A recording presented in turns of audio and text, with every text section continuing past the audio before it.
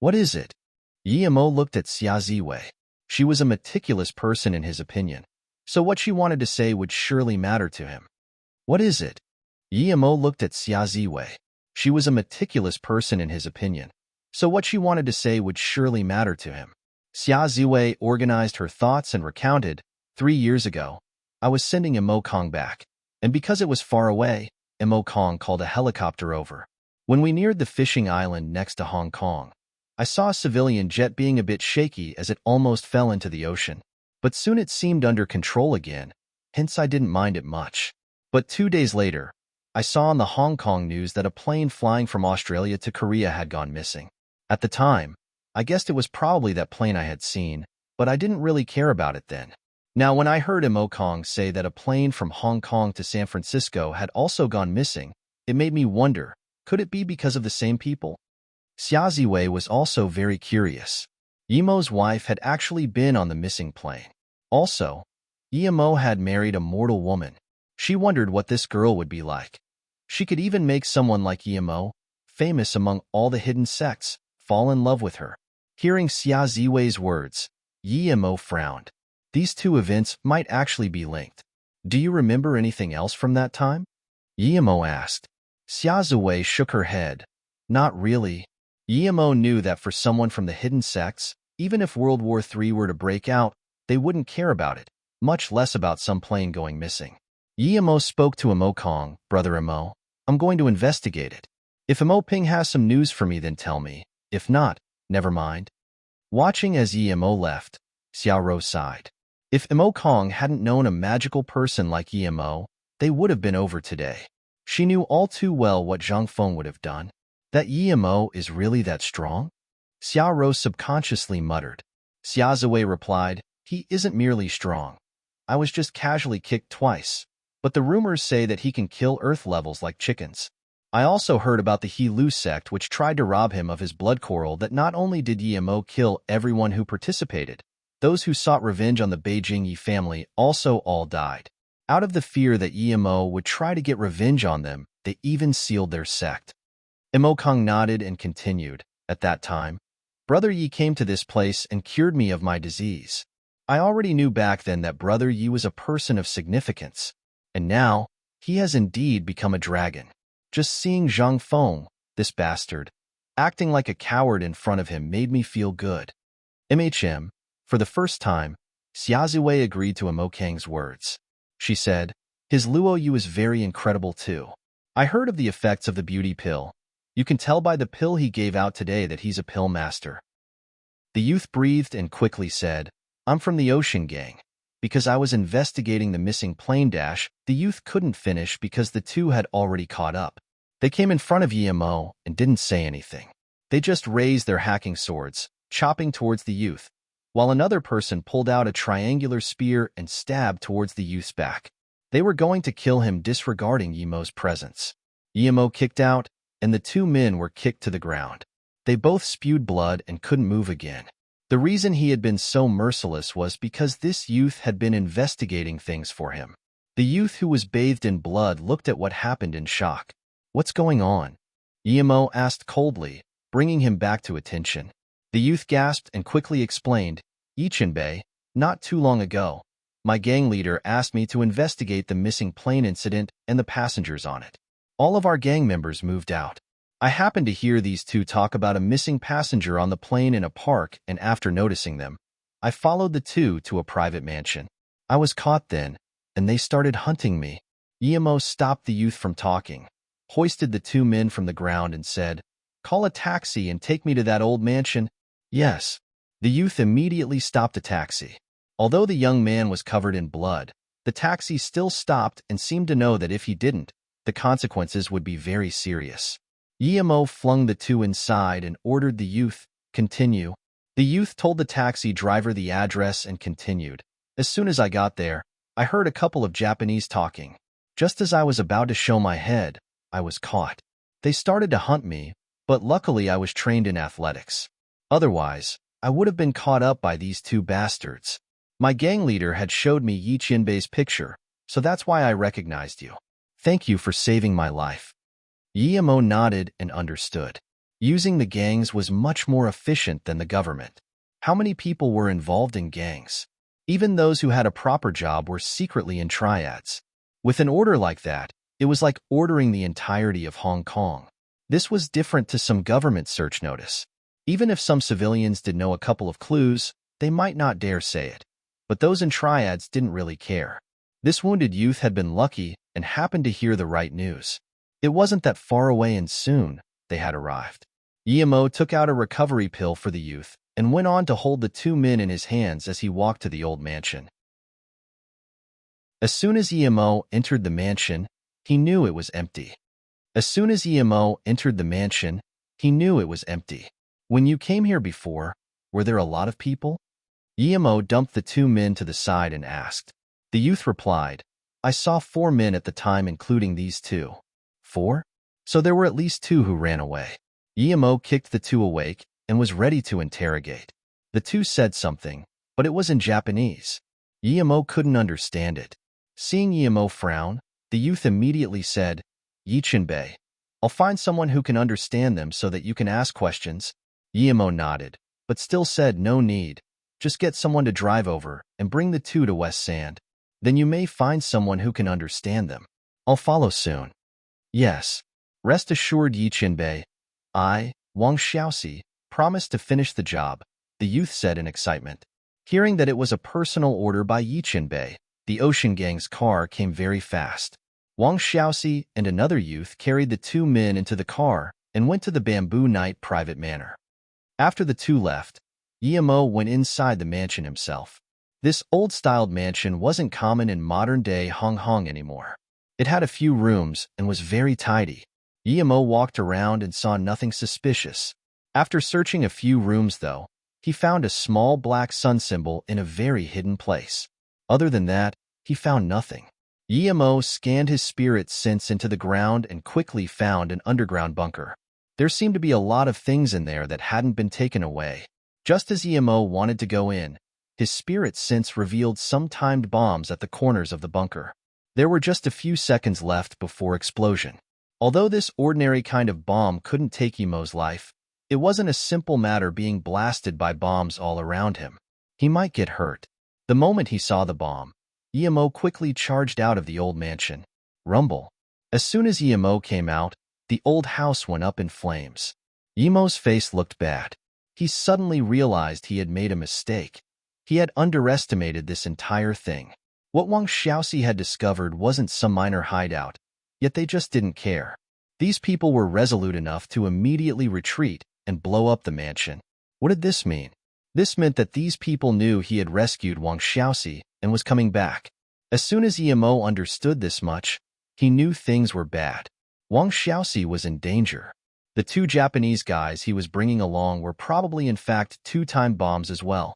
Yemo quickly turned invisible, speeding on his flying sword towards Western Sand.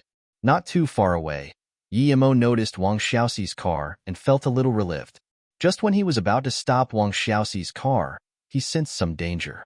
Immediately scanning his spirit sense out, he found that 100 meters away, there was a car following closely behind them.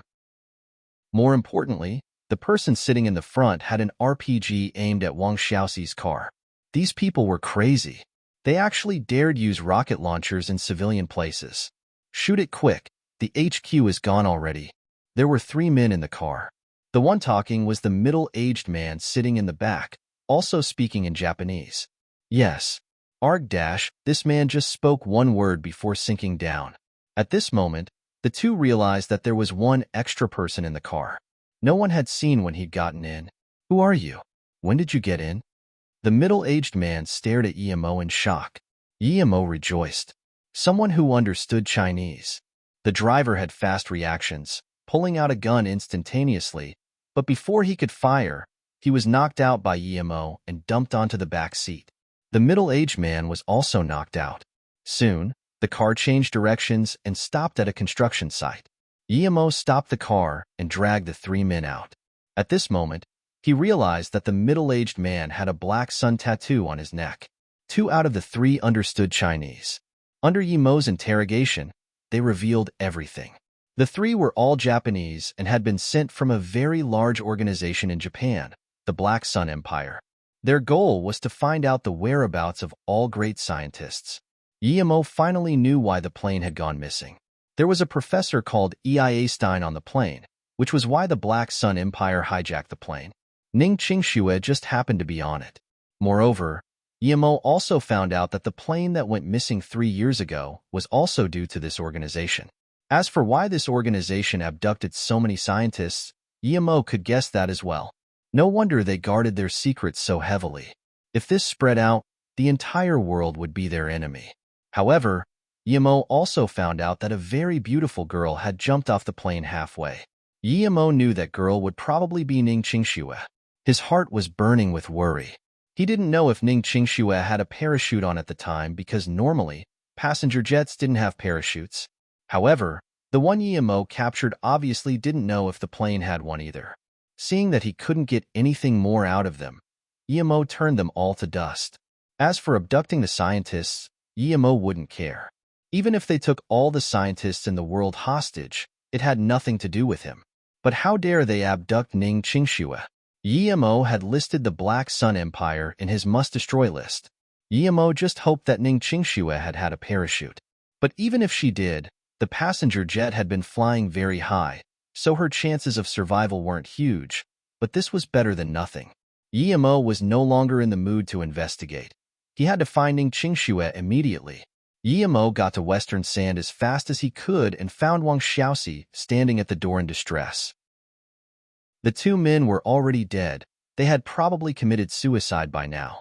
But now, their death wasn't important anymore to Guillermo Yichenbei. Wang Xiaoxi was full of guilt. Guillermo waved his hand. You did very well. You can come with your gang leader when the meeting starts. Wang Xiaoxi was shocked by this huge fortunate event, yet Guillermo had already walked in. Gang leader. Wang Xiaoxi looked at the man behind him in excitement. When Guillermo came over, he had his head even lower. They had screwed things up. Only when Wang Xiaoxi called him gang leader did he came back to his senses, grabbing Wang Xiaoxi's hands in excitement as he said, Xiaoxi, it's all thanks to you this time. Don't worry, this time Yichenbei will reward us. I will definitely treat you well. You did great. When Guillermo walked into the main hall, he noticed that Zhao Biani was here. Zhao Biani had kept constant notice of this place, so as soon as Guillermo had appeared, he had gotten the news. Yichenbei, why did you come early? Guillermo told Zhao Biani last time not to call him Chenbei yet now. He was in no mood to repeat it. He just said, Gang leader Zhao, immediately call all of those gang members here. Collect as much info as you can, because I will be leaving Hong Kong tonight. Yes, Yichenbei, I'll immediately notify them. Zhao Biani didn't dare ask what had happened. This time, Guillermo had to wait even less long. Perhaps due to Guillermo's promise of a reward, or due to his dominating presence in the morning, it took less than an hour for all the people to get there. Guillermo scanned everyone present and said plainly, thanks to the help of the Ocean Gang, I found some useful information. Therefore, I'll be leaving this place today. If some people have already found something useful, please speak up immediately. If not, then I will be counting on you guys the next time I need help. Guillermo scanned everyone present and said plainly, thanks to the help of the Ocean Gang, I found some useful information. Therefore, I'll be leaving this place today. If some people have already found something useful, please speak up immediately. If not, then I will be counting on you guys the next time I need help. As soon as Guillermo finished speaking, almost everyone looked at the big brother of the Ocean Gang full of envy. The Ocean Gang was strictly put not a mob. They were fishermen who happened to also do some illegal trades. Guillermo didn't care about what everyone was thinking. He took out a jade bottle and said, this is a chi-increasing pill. Whoever is the Ocean Gang's leader, come up and take it. You can eat it right here. However, Wang Xiaoxi helped me out a lot this time, so I hope you will treat him well. Yes, Yichenbei. I, Lu Si, will remember Chenbei's words. While having everyone's jealous eyes directed at him, Lu Si walked up to Guillermo in excitement. He bowed first and then shakily took the bottle. As soon as he ate this pill, he would reach yellow level. Lu Si took the bottle to one corner of the hall, decisively consuming it. Even if Guillermo hadn't told him to eat it here, he wouldn't have dared take it outside. If he did, he would be killed instantaneously. Yemo had allowed him to eat it here clearly because he had taken that into consideration. Looking at the way Lu Si ate it, Yemo knew that the guy must not have a cultivation method. He sighed. Without a cultivation method, eating this pill was no different from eating rice, a waste of food. He wouldn't even be able to absorb the pill without a cultivation method. How could he turn the pill's power into his own? Yemo walked over and patted Lu Si on the head, helping him digest the power. When all the pill's potency had turned into inner chi, he went back up. Yichimbe, I also found out some things. These are my results. Please have a look. Chienbei. A woman walked up this time. Yemo knew this woman. When he came here last time, other than Zhao Biani, this woman was the first to subdue to him. Yemo remembered she was called Suyuehua and had the nickname of Black Widow. This time too she was wearing black clothes. Since she was able to procure some results in such a short time, it meant that this woman wasn't simple. Furthermore, she was one out of the mere 3 yellow levels present. Yellow level peak at that, having the highest cultivation out of the 3. She probably had her own story, but Yemo didn't care about it. Yemo took the data from her and gave it a look. If it turned out to be worthless, he wouldn't be giving up his chi increasing pill that easily. Yemo saw that there was actually a lot of info. This woman was meticulous indeed. This was precisely what he needed. What she had found out was that the model of the plane was a US MM-871, and the info even described its max speed and altitude. This model had an escape cockpit which could be opened and came with a parachute. Yemo felt relieved. This was what he wanted indeed. But this wasn't even all. She had gotten a hold of the names of almost all the passengers on board. Ning Qingshue's name was among it. Other than this, it also noted that there had been at least 4 people who worked for Yuan Bei Corporation on the plane. Their goal had been to abduct Ning Qingxue and take her to America. The mastermind behind this was the young CEO of the corporation, Yuan Qibing. Slap. Yemo slapped on the round table. The solid granite table had a huge crater smashed into it. The scene was quiet. No one dared make a sound. Yuan Qibing, you're asking for an early death yourself, so don't blame me, Yemo said to himself. From Suyuehua's investigation, it seemed that even if nothing had happened to Ning Qingxue on the plane, she would have been abducted by Yuan Qibing. Yemo looked at Suyuehua. You did very well, being able to find so much useful intel in a mere few hours. If you had had more time, perhaps you would have found out even more. Thank you for your compliment, Qianbei. This is simply what Wanbei should do.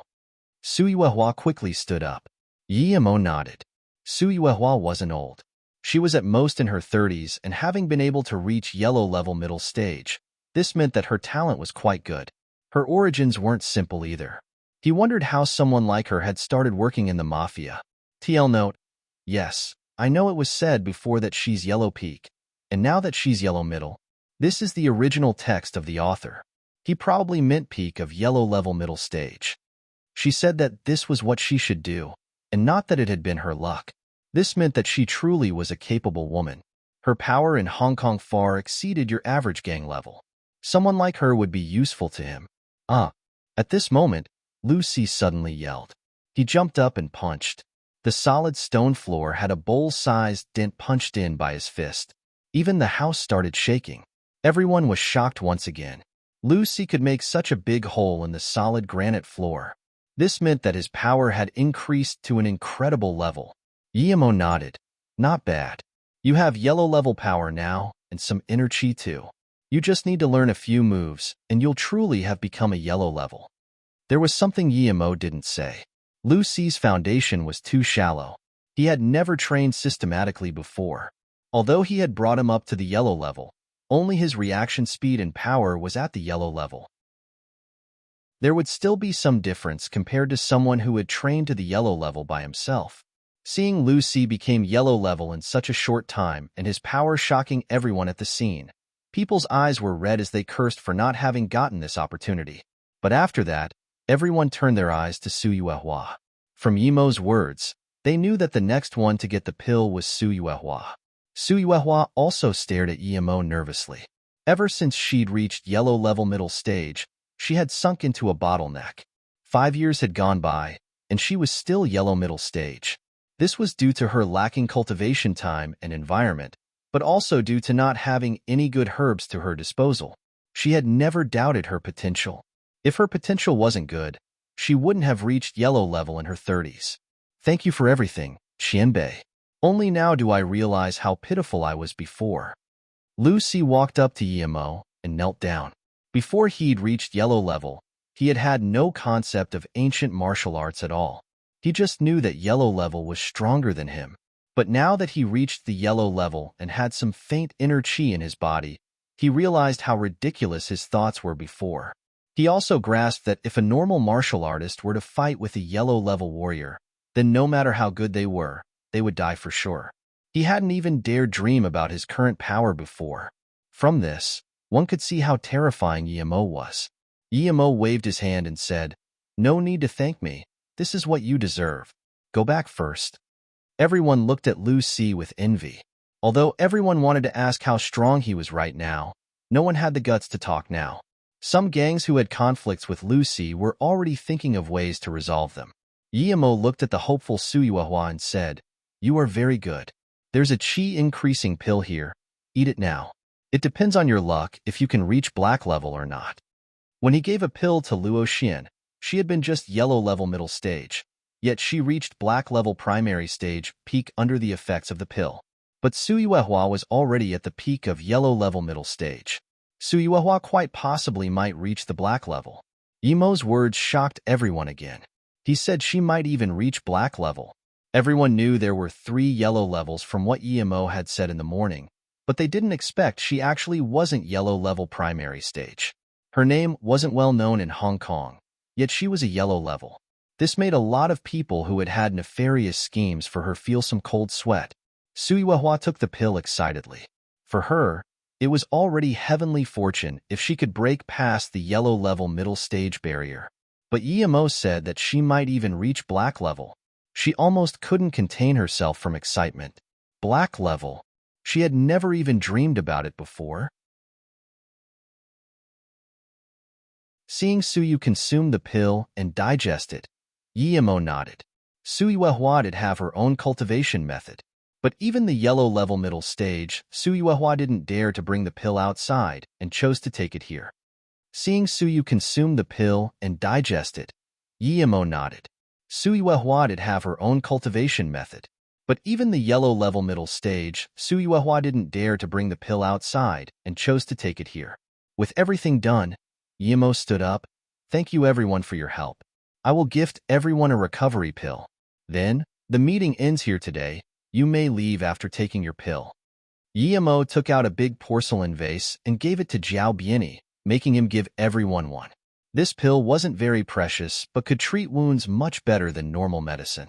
Although only 2 people got the qi increasing pill, everyone was happy that they got the recovery pill. Even if Yimo hadn't given anything, no one would have dared to go against his orders. Seeing that everyone had left, Yimo took out a normal ancient martial arts cultivation method for Jiaobiani and said, "You've helped a lot this time. Here is an ancient martial arts cultivation method. What degree you reach will depend on your own fortune." If Yimo had taken out something else, he might have been polite and tried to reject it, but an ancient martial arts cultivation method? This was something even the great families of China might not have. How could he reject that? Although it was useless to Yimo, it was worth more than millions to Jiaobiani. Jiaobiani took it excitedly and swore loyalty to Yimo. Yimo waved his hand. He didn't even take Jiaobiani's words to heart. Jiaobiani was afraid because he could kill him in an instant.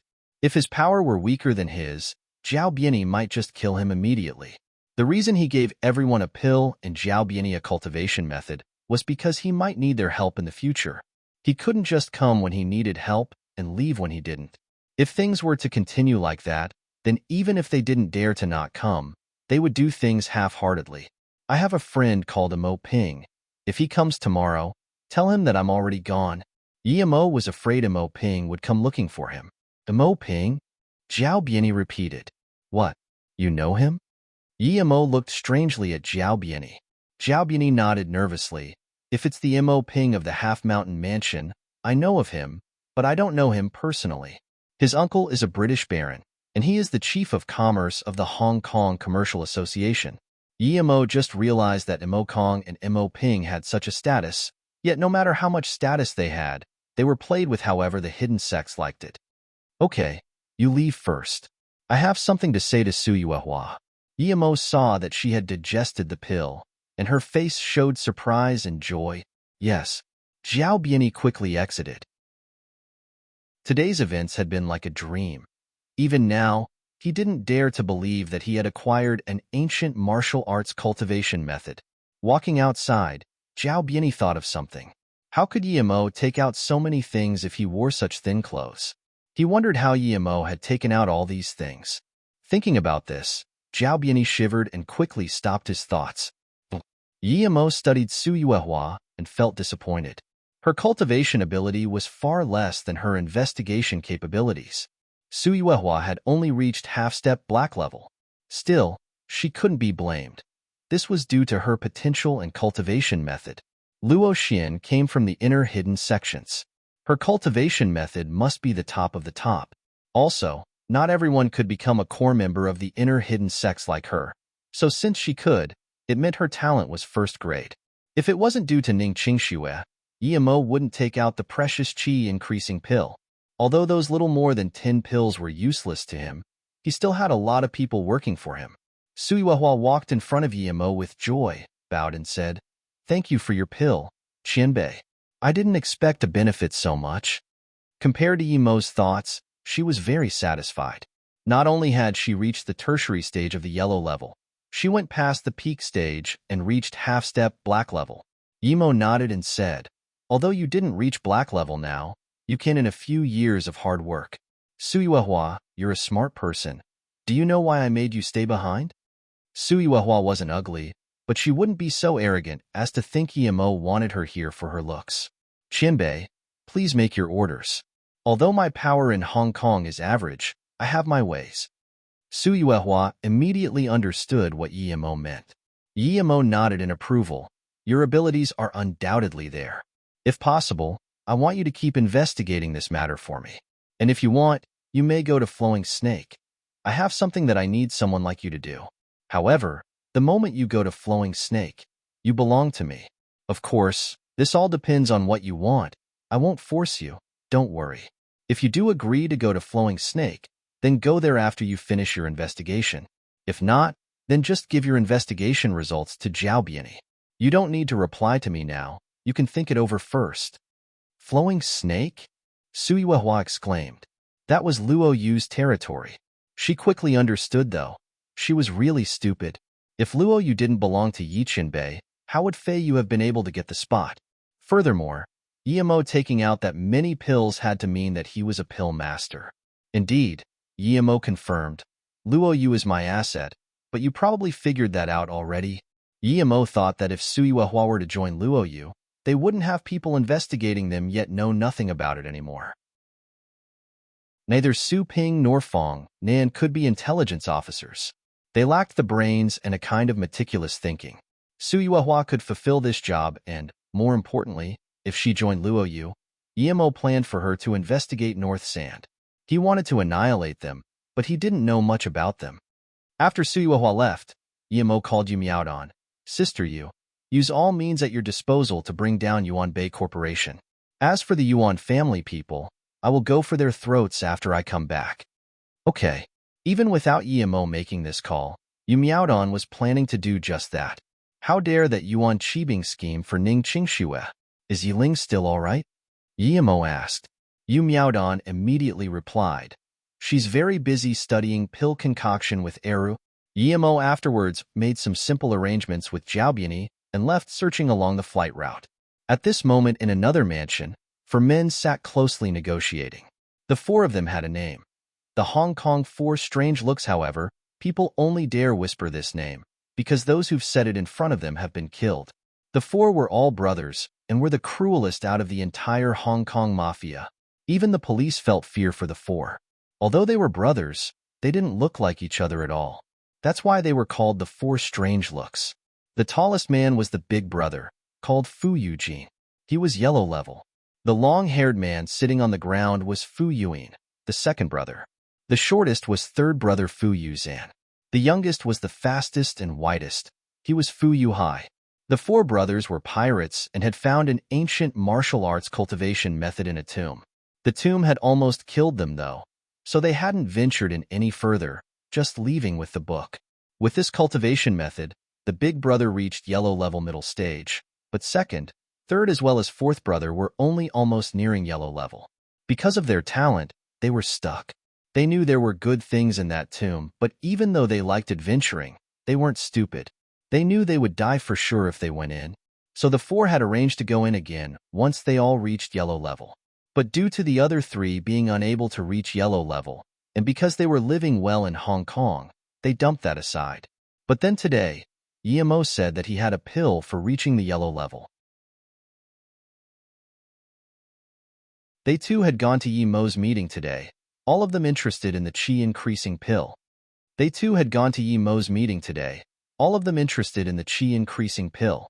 If it was just some average thingy, then they would fear Yemo's power and not dare take any risks, but the chi-increasing pill had sent them into a frenzy.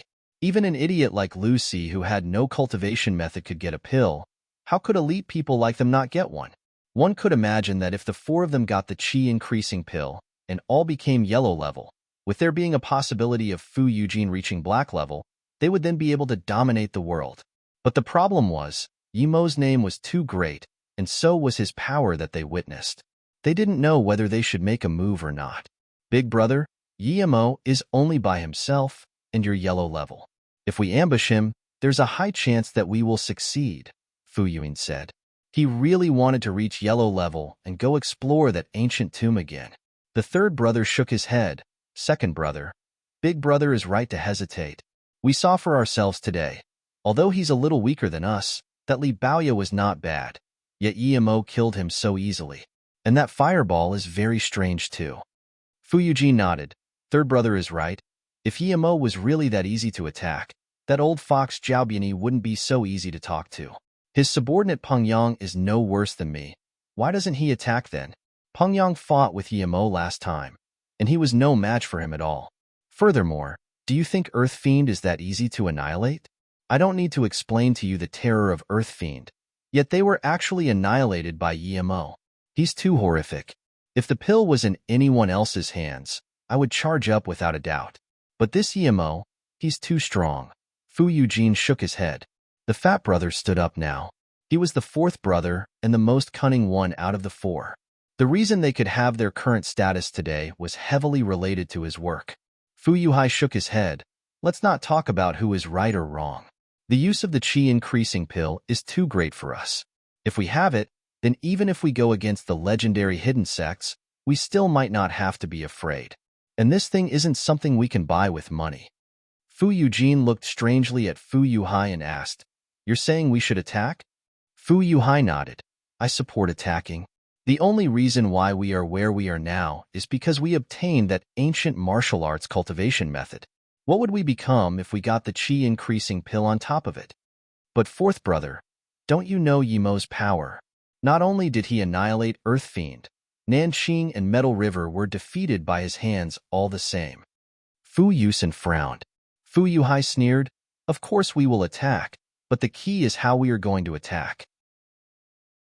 If he's really that powerful, Nanqing would be long dead and not remain the local overlord of Sinai. Also, Earth Fiend was indeed strong, but that was in terms of assassination.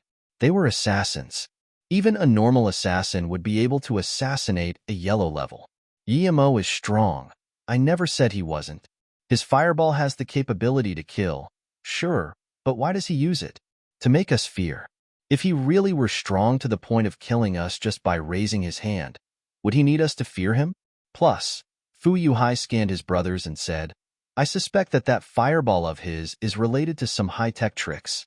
Big brother, let me ask you, if you had such a fire weapon, could you slap and burn Lu Baoya to death? This, of course I could, Fu Yuhai answered subconsciously. Fu Yuhai nodded. That's right. I think that Yemo should be about black level. We know how hard that is to reach. The book said that if you are talented, you can reach black level in 50 years. How old is Yemo? So, we'll definitely treat him as a genius, but he's at most black level nonetheless.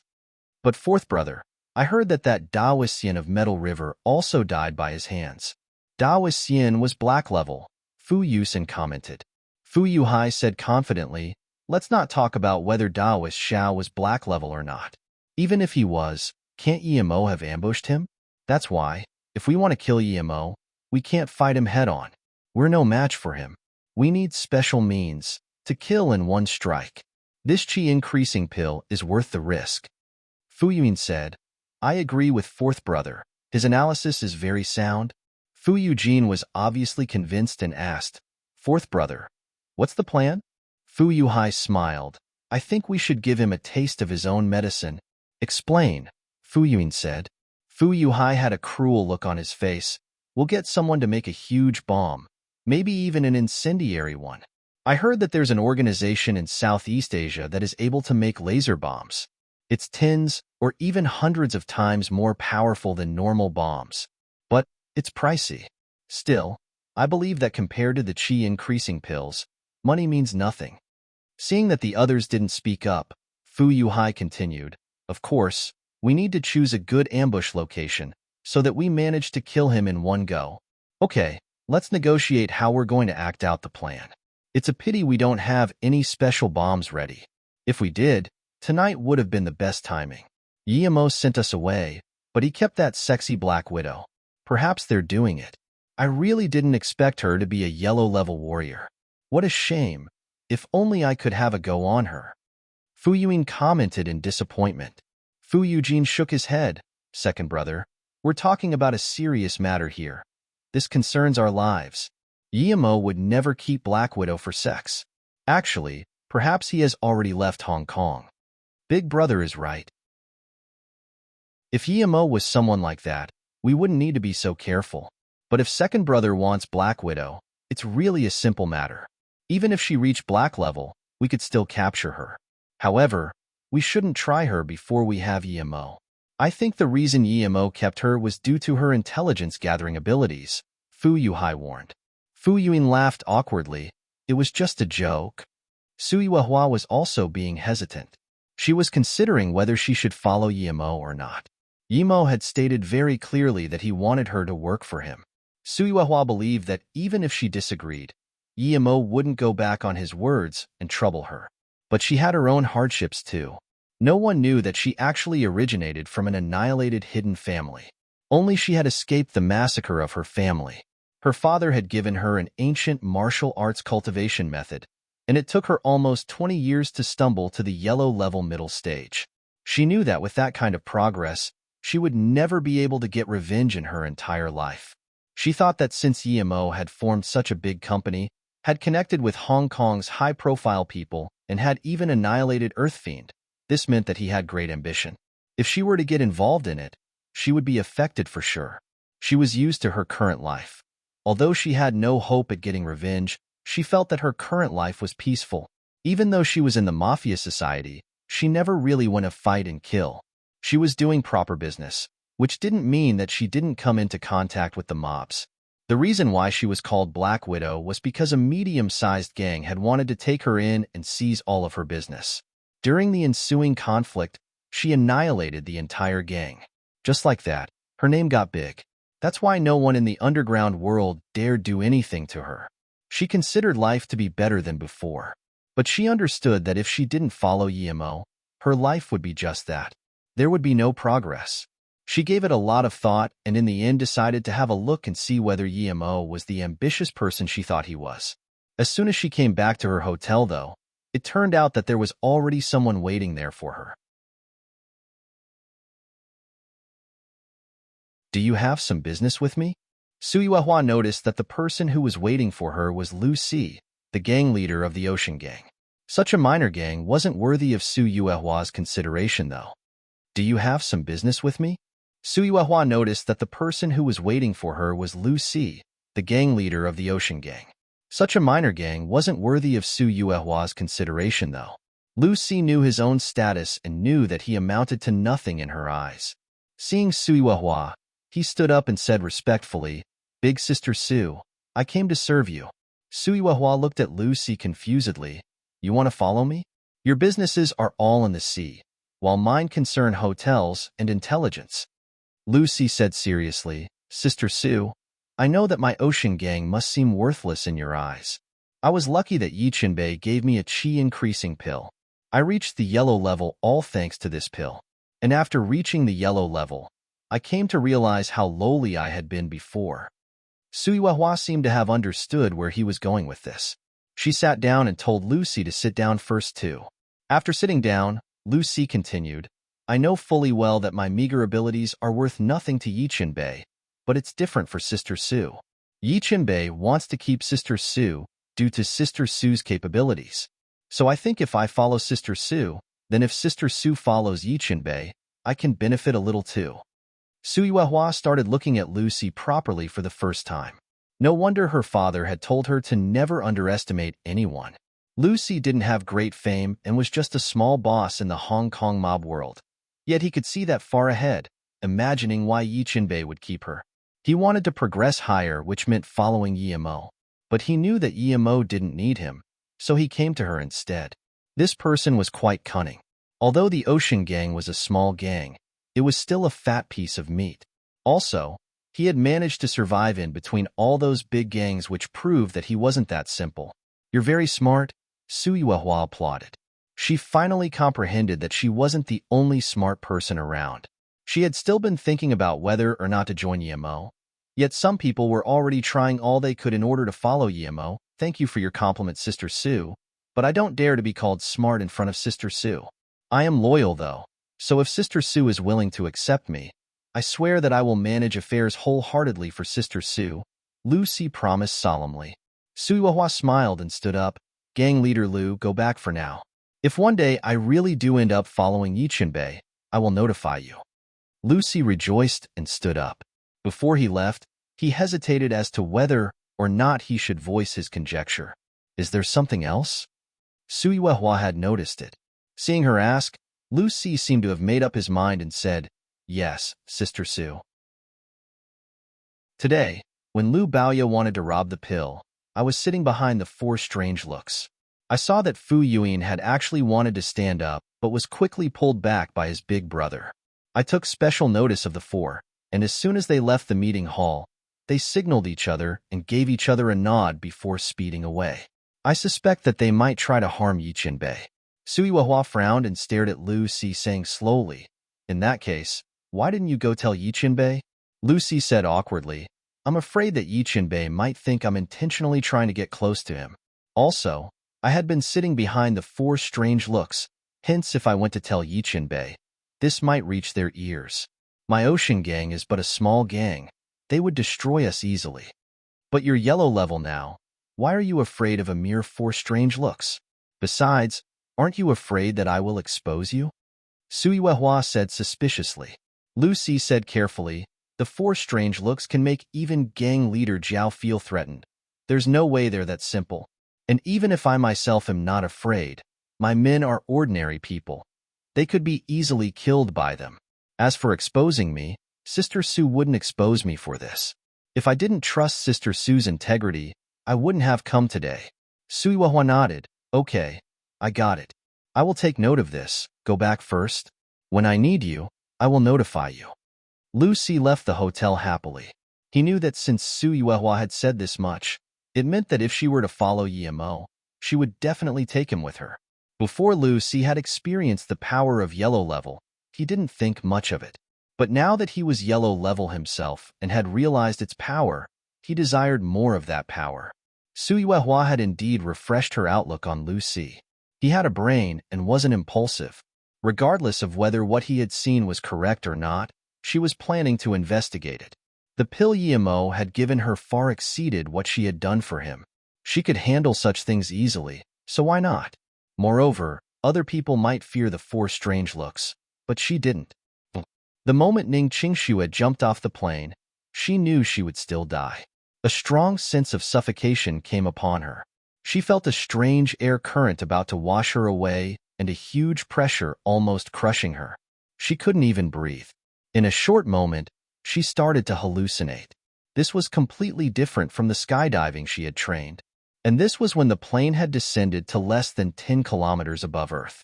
If it were higher than 15 kilometers, she would have gotten ripped apart.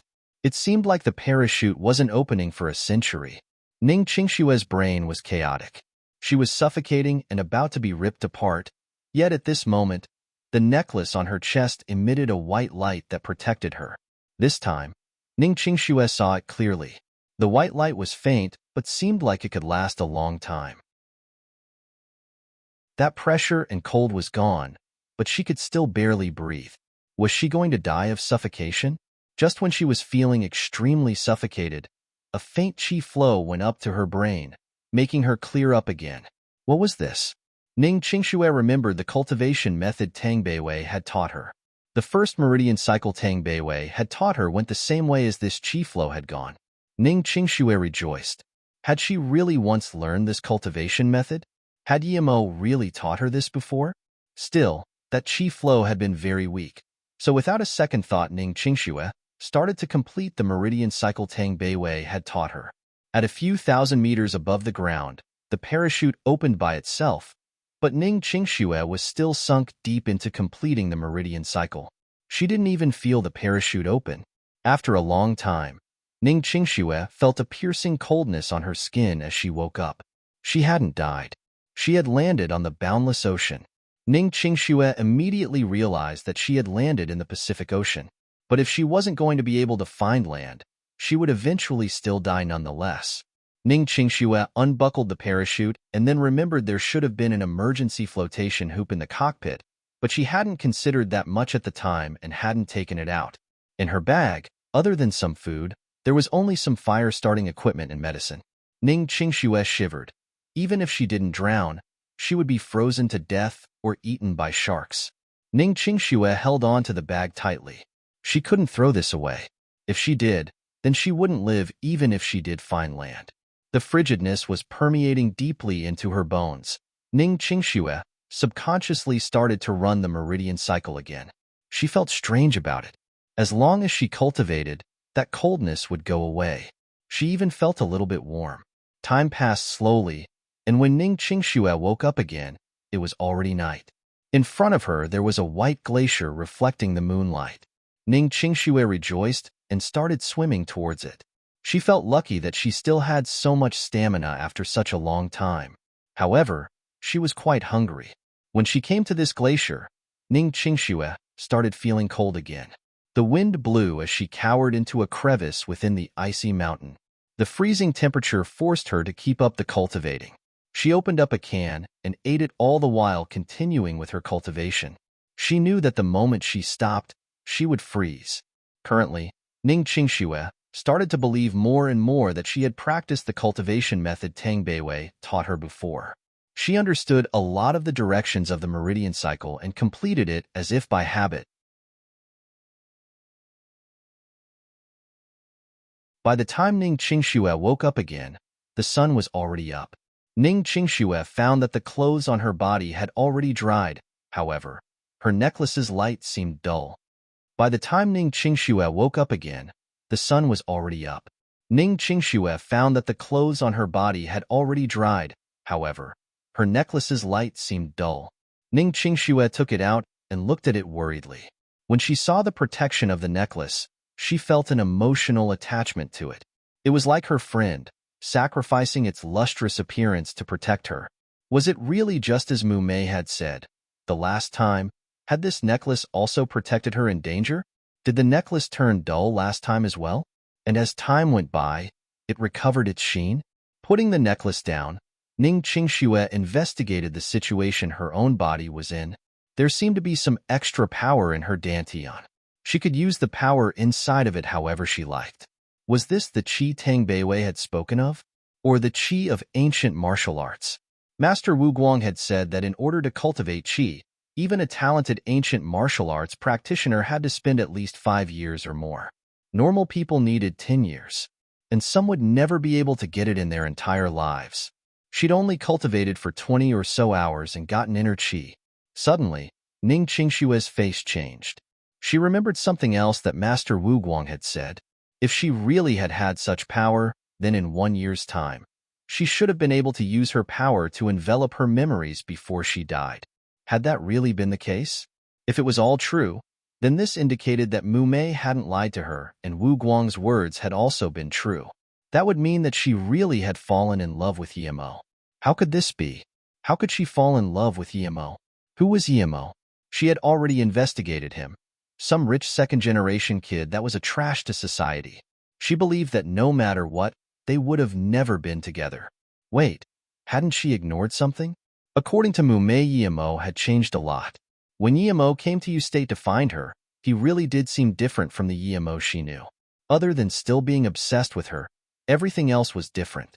That day, he had said that he was going to help her recover her memories, yet she'd told him to leave, to piss off even. The reason she went as far as to use the words piss off was because she saw her mother kneel to him, and that had made her angry.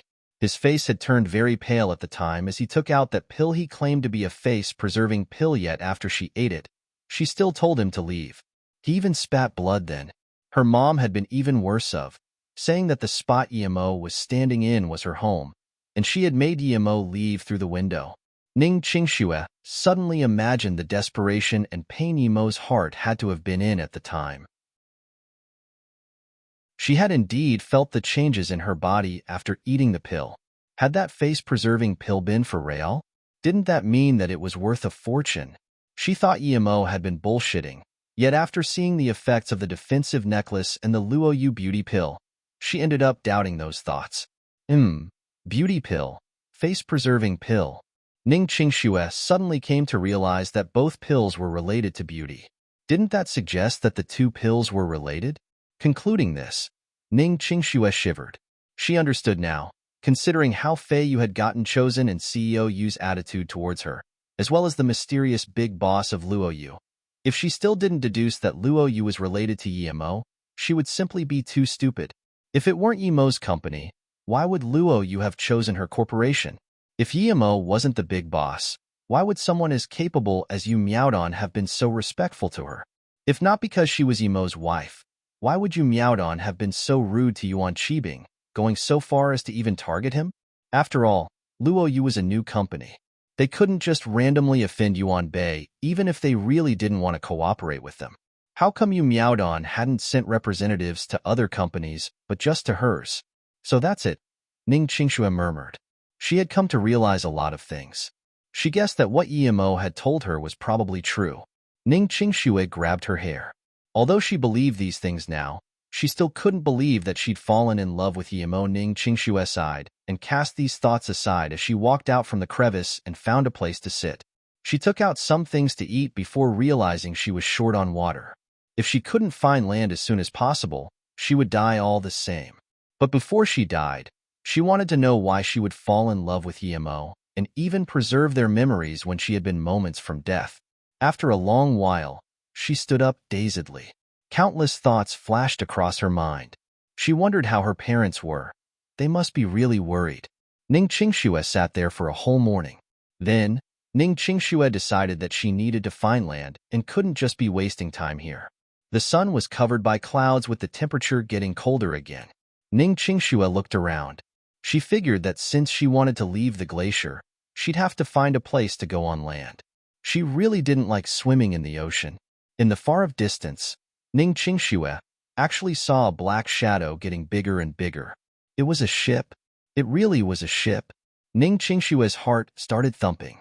This meant that there were people there, which in turn meant that she was saved. She stared at the ship as it held course towards her direction. She would scream for help as soon as the ship got near. It was getting closer, but one could see sails on top of the ship. It was already this era, and there were still ships with sails? Ning Qingxue felt it to be quite strange. As the ship neared, Ning Qingxue was about to wave with a towel when she saw the flag on the ship. It was an upside-down skull.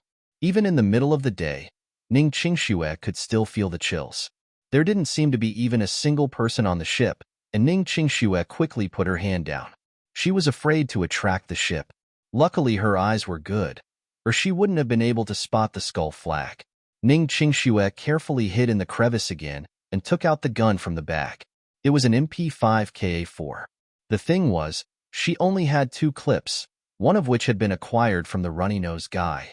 But that one was burned, so she wasn't even sure if she would be able to use it. Other than that, she had 4 fireball charms. Tang Beiwei had given them to her before she left. She was really grateful to Tang Beiwei now. If not for her, she would have died on the plane, and it wasn't certain whether her corpse might have been raped or not. Ning Qingxue carefully put the fireball charms on her, tied the dagger to her leg, and held the gun in her hand, before staring at the ship that was sailing over. Ning Qingxue didn't have much nautical knowledge, but that skull flag definitely signified that those on board wouldn't be any virtuous people. She even suspected that it was a pirate ship, but she didn't seem to see anyone on it. In this day and age, who still use sails.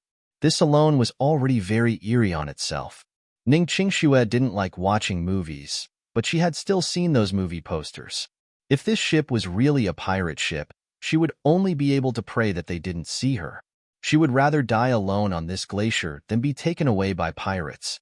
She had 2 clips, so no matter what, if she were to get caught by pirates, she wouldn't allow herself to be raped. Ning Qingxue got more and more worried as the ship neared her. She could see some things on the ship, which appeared to be a couple of huge anchors. But other than that and the flag, she didn't see anything. The skull flag looked scary, and Ning Qingxue felt goosebumps all over her. She stuck closely inside the crevice as she held the gun, not daring to move a bit. The ship barely skimmed past the glacier Ning Qingxue was on. It was as though the people on the ship didn't care at all if it would crash. The ship barely skimmed past the glacier Ning Qingxue was on.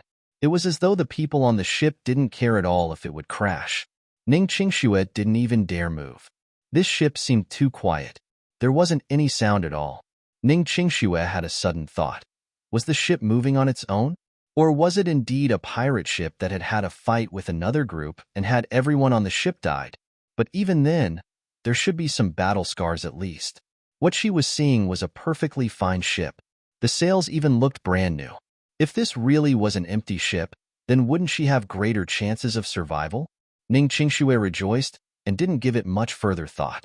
Just as she wanted to get up and check the ship out, a sudden boisterous sound came from it, as though people were partying and drinking. There are people on the ship? Ning Qingxue quickly bobbed her head down, but the sound seemed to have disappeared again. Hold on, this wasn't right. The sound had come suddenly, but also left just as suddenly. Ning Qingxue even wondered if she hadn't heard wrong. But no matter what, she didn't dare go on the ship anymore, nor did she dare even enter the water. This ship was too eerie. If there were people on it, they wouldn't let it brush past the glacier and still be drinking loudly inside. If there weren't people on it, the ship seemed to be moving a bit too fluently, right? Ghost ship? Ning Qingxue once again felt goosebumps. She had received a high level of education and was an atheist. If it had been before, perhaps she would have gotten on the ship already. But after having experienced the defensive artifact, the fireball charms and all those things, her atheism had gotten a bit shaky. Perhaps there really were ghosts in this world. The ship was scraping past the glacier without a stop, but Ning Qingxue didn't dare move and hid within the ice, listening carefully. Even after the ship had gone a long way, she didn't hear any sound. Had it just been her imagination?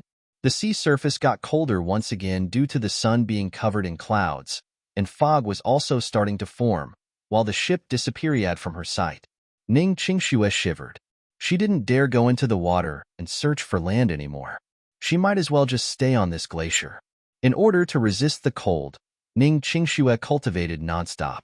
When she got tired, she would eat a bit.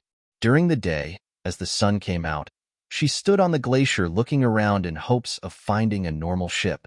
Yet Ning Qingxue grew more and more disappointed. The only fortunate thing was that the necklace had recovered some of its luster. She believed that it could indeed auto-repair as long as it didn't break. However, Ning Qingxue realized that her glacier was getting smaller and smaller. In some time, it would melt. Once the glacier melted, she would fall into the ocean again. Ning Qingxue looked around the ocean but didn't find another glacier. She reached her hand into the water and felt that it was a bit warm. What was this? Ning Qingxue climbed to the top of the glacier and looked around. Suddenly, she saw a black figure far away. It was an island. Ning Qingxue jumped around excitedly. If it wasn't for the fact that she didn't like being around a lot of people originally, and that she had a cultivation method at her disposal, she might have gone crazy staying on a glacier by herself for days on end. She fretted whether the glacier she was on would somehow float over to that island. She was afraid of getting in the water again and swimming over if it didn't. Luckily, Ning Qingxue saw after a while that her glacier was indeed floating towards the island. She rested easy. Even if she wouldn't be saved by people in the end, she would rather die on land than being engulfed by the ocean. She hated the salty seawater, yet had to use it to wash herself every day. Ning Qingxue packed her things. The bag was already almost empty, so other than the slightly heavy gun, everything else was very light. Around the time it was getting dark again, the glacier neared the island. Only now did Ning Qingxue notice that this island wasn't small. She estimated it had to be more than 10 square kilometers. She rejoiced at seeing vegetation on the island and even seeing a few seagulls fly over the island. This meant that it was habitable. There was a smell of sulfur, and as Ning Qingxue looked up, she could see that at the center of the island, there was a spacious area. Ning Qingxue frowned. This island might be a volcano. If this volcano erupted, she would have nowhere to run to. But even if she knew this volcano could erupt, she would still go on it, because she had nowhere else to go now. When Ning Qingxue scanned around the island, she was dumbfounded. An eerie ship with sails had stopped by the island. Ning Qingxue didn't dare stand at the highest point of the glacier anymore. She quickly climbed down as the glacier was getting closer and closer to the ship. Ning Qingxue could see clearly that although the ship had stopped at the island, it hadn't thrown out its anchor. Ning Qingxue was sure that there was indeed no one on the ship, but she was still scared and prayed for the glacier not to get close to the ship. But the glacier still kept nearing the vessel, and with its current direction and speed, it would definitely crash into it. Should she jump into the water? Ning Qingxue hesitated. If there wasn't this eerie ship, she would. But with this ship around, she was all the more afraid of jumping into the water. After all, on the glacier she could still look around. Once she was in the water, however, who knew what could happen in there? A gust of wind blew, and Ning Qingxue shivered. She suddenly came to realize that the glacier's course was being changed a little by the wind. This way, the glacier might not crash into the ship after all. Ning Qingxue felt a little relieved, but still held onto the gun tightly, hiding on one side of the glacier. As the glacier brushed past the ship, Ning Qingxue subconsciously wanted to become aware of what was on the ship, and as soon as this thought rose up, the scene inside the ship was immediately projected inside her brain. Ning Qingxue was astonished. What was this? The moment she got startled, that image in her brain disappeared. But Ning Qingxue could clearly feel that there really was no one on the ship. Though in the largest room of the ship there was a table which even had meals on it. Ning Qingxue grew scared. She didn't understand how an image of the ship could have appeared inside her brain when she thought about it. Although Ning Qingxue was cultivating a Dao cultivation method, she still didn't know about spirit sense. She had mobilized her spirit sense just then and checked the inside of the ship, but had gotten so scared, not knowing how to use it, that she'd subconsciously retrieved it because of it. Ning Qingxue pondered, there is no one managing the ship, yet it didn't crash into any glaciers or corals and managed to sail to this small island. If this isn't eerie, then what is? As she thought this, Ning Qingxue didn't dare even move anymore. She felt her hands sweat from holding the gun. If she had a choice, she would never want to get on the island due to this eerie ship, but she didn't. Suddenly, Ning Qingxue felt goosebumps all over again, as if a bleak wind had blown from the crevice of the glacier towards her. Ning Qingxue could clearly feel that before the bleak wind could near her, it was blocked by the necklace and disappeared. There was a warm flow of energy coming from the necklace that flowed through her body and calmed her down. Ning Qingxue grabbed the necklace and murmured, "Did you save me again? Thank you." The glacier finally touched the island. Ning Qingxue was afraid of staying on it, not because it was getting smaller, but because the glacier was right next to the ship. Ning Qingxue jumped onto the island. She didn't even dare look back as she just ran in the opposite direction of the ship.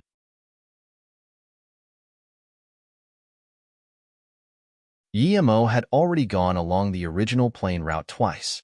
According to Su Yuehua's news, The plane had gone halfway when it went missing, and this was right in the middle of the Pacific Ocean. Guillermo had already gone along the original plane route twice. According to Su Yuehua's news, the plane had gone halfway when it went missing, and this was right in the middle of the Pacific Ocean. Guillermo had searched many times already around this region, but hadn't found anything.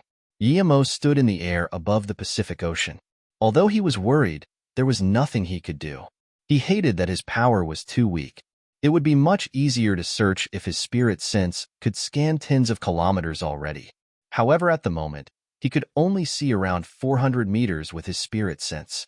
But Guillermo knew that having spirit sense which could reach tens of kilometers would already imply being at the Foundation establishment or even the Golden Core level. Although Guillermo wasn't going at full speed, he was still tired from staying in the air for that long. Luckily, this was deep in the Pacific and the U.S. submarines couldn't detect him. Otherwise, there might have been more trouble. It looked like there were no more clues, but Guillermo wouldn't give up just like that. He had two options: either to go back to Hong Kong and think of alternatives, or to keep looking. Guillermo thought of the two Japanese men he had caught and their Black Sun Empire. If they did hijack the plane, wouldn't they have flown towards Japan? Realizing this, Guillermo got excited and flew towards the north. Even though his chi was depleted, he could always just take out the inflatable raft if he needed to rest. Although the hijacked plane had gone north, Guillermo didn't think it would be in Japan. Otherwise, if they really had flown a hijacked plane so openly to Japan, they would be idiots. Guillermo was sure that, even if the direction was north, they wouldn't go near coastal countries since each one had their own self-defense systems. This meant they could only fly towards deserted regions, like the Bai-Lin Ocean. Furthermore, the Bai-Lin Ocean was shared territory among Russia and the U.S. Then the plane could be in some island in the Pacific or near Japan. It was another 2-hour journey, and it was already 2 a.m. Guillermo dropped onto the raft tiredly. After eating a simple meal, Guillermo's chi started to recover. After another hour, although his chi was far from fully recovering, it was much better than before. There were all sorts of strange noises in the sea at night, but they didn't bother Guillermo. He planned to keep searching during the day, after he was fully recovered. At that moment, he would have sworn to have heard the faint horn of an engine. It was probably a ship passing by. Guillermo packed away the raft. He wanted to see what kind of ship it was. When Guillermo approached it, he found out it was a normal fishing ship. But a fishing ship appearing in the middle of the Pacific at midnight was a bit eerie. A slightly larger wave could knock this ship over. Guillermo turned invisible and landed on the ship. He sent his spirit sense in. There were large amounts of search tools and even an advanced radar. What would a fishing ship be searching for? Suddenly, Guillermo focused. He saw the Black Sun symbol again. There were 4 people on the ship, and they were all speaking Japanese. The 4 men had been probably searching for a long time, but hadn't been able to find anything, and were returning now. Guillermo didn't disturb them. He knew that he wouldn't be able to ask them anything, nor could he search their souls. So, he could only follow them and see what their final destination was. The ship had 2 engines and went very fast. Guillermo realized this fishing ship was far more powerful than it looked. An hour later, the sky wasn't even bright yet when the ship stopped on a barren island. The island wasn't big. It was more like a rather large coral reef. The 4 men packed away the radar and docked the ship before entering the island. This island was only around 1 square kilometer. The 4 men got off and headed to the center. Guillermo followed them. He found out there was a wooden house in the center and also a small pond not far away from it. If this coral island wasn't in the middle of the Pacific Ocean, Guillermo really would have thought it was a temporary home made by fishermen, but now he was certain that the 4 men weren't fishermen. Plus, they had brought along a searching radar. Guillermo had been scanned by radars before, and he knew his invisibility couldn't trick high-level radars. He didn't know if the Japanese's radar was more advanced than the U.S. radars, but Guillermo still tried to be careful. However, what Guillermo didn't expect was that after he only had walked a few steps, a siren went off. Then, the 4 men who had gone inside all rushed and pointed guns at Guillermo, muttering in Japanese. Guillermo looked down. He hadn't been caught by the radar, however. He stood on an alarm mine. These Japanese men were really cunning. If he hadn't searched with his spirit sense carefully, he wouldn't have been able to find the trap on the floor. Does any one of you understand Chinese? Although he had been caught, Yimo wasn't too annoyed. If he couldn't discover anything hidden, then he would show himself and interrogate them. After hearing Yimo's words, the four men looked at each other and then scanned the open sea. They wondered how Yimo had got on the island, but they soon gave each other signs and shot at Yimo's legs. They didn't want Yimo's life, they just wanted to capture him. But after the first gunshot, they immediately realized that Yimo was gone. Yimo only needed to look at their expressions to realize none of them understood Chinese. At the same time, a few windblades were shot. He left one alive, and the other three men were cut into many pieces.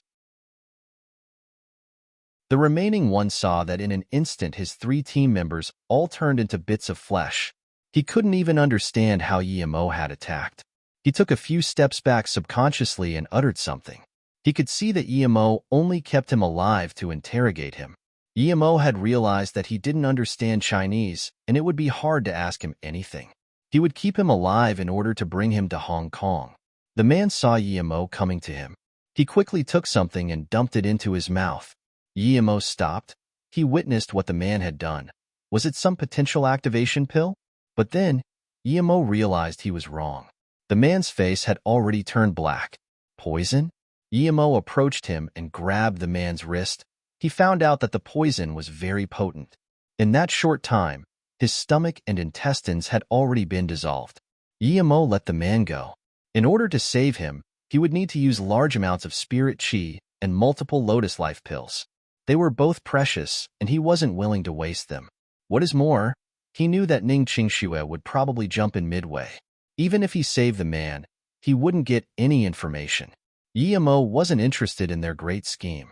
He wanted to keep this man alive, not to ask him what their scheme was, but to bring him to their HQ to get revenge. Yimo walked into the small wooden house.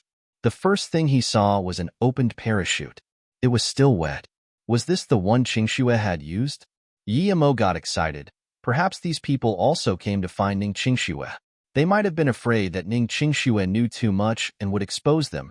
That's why they went there to look for her. Yimo started searching inside the hut.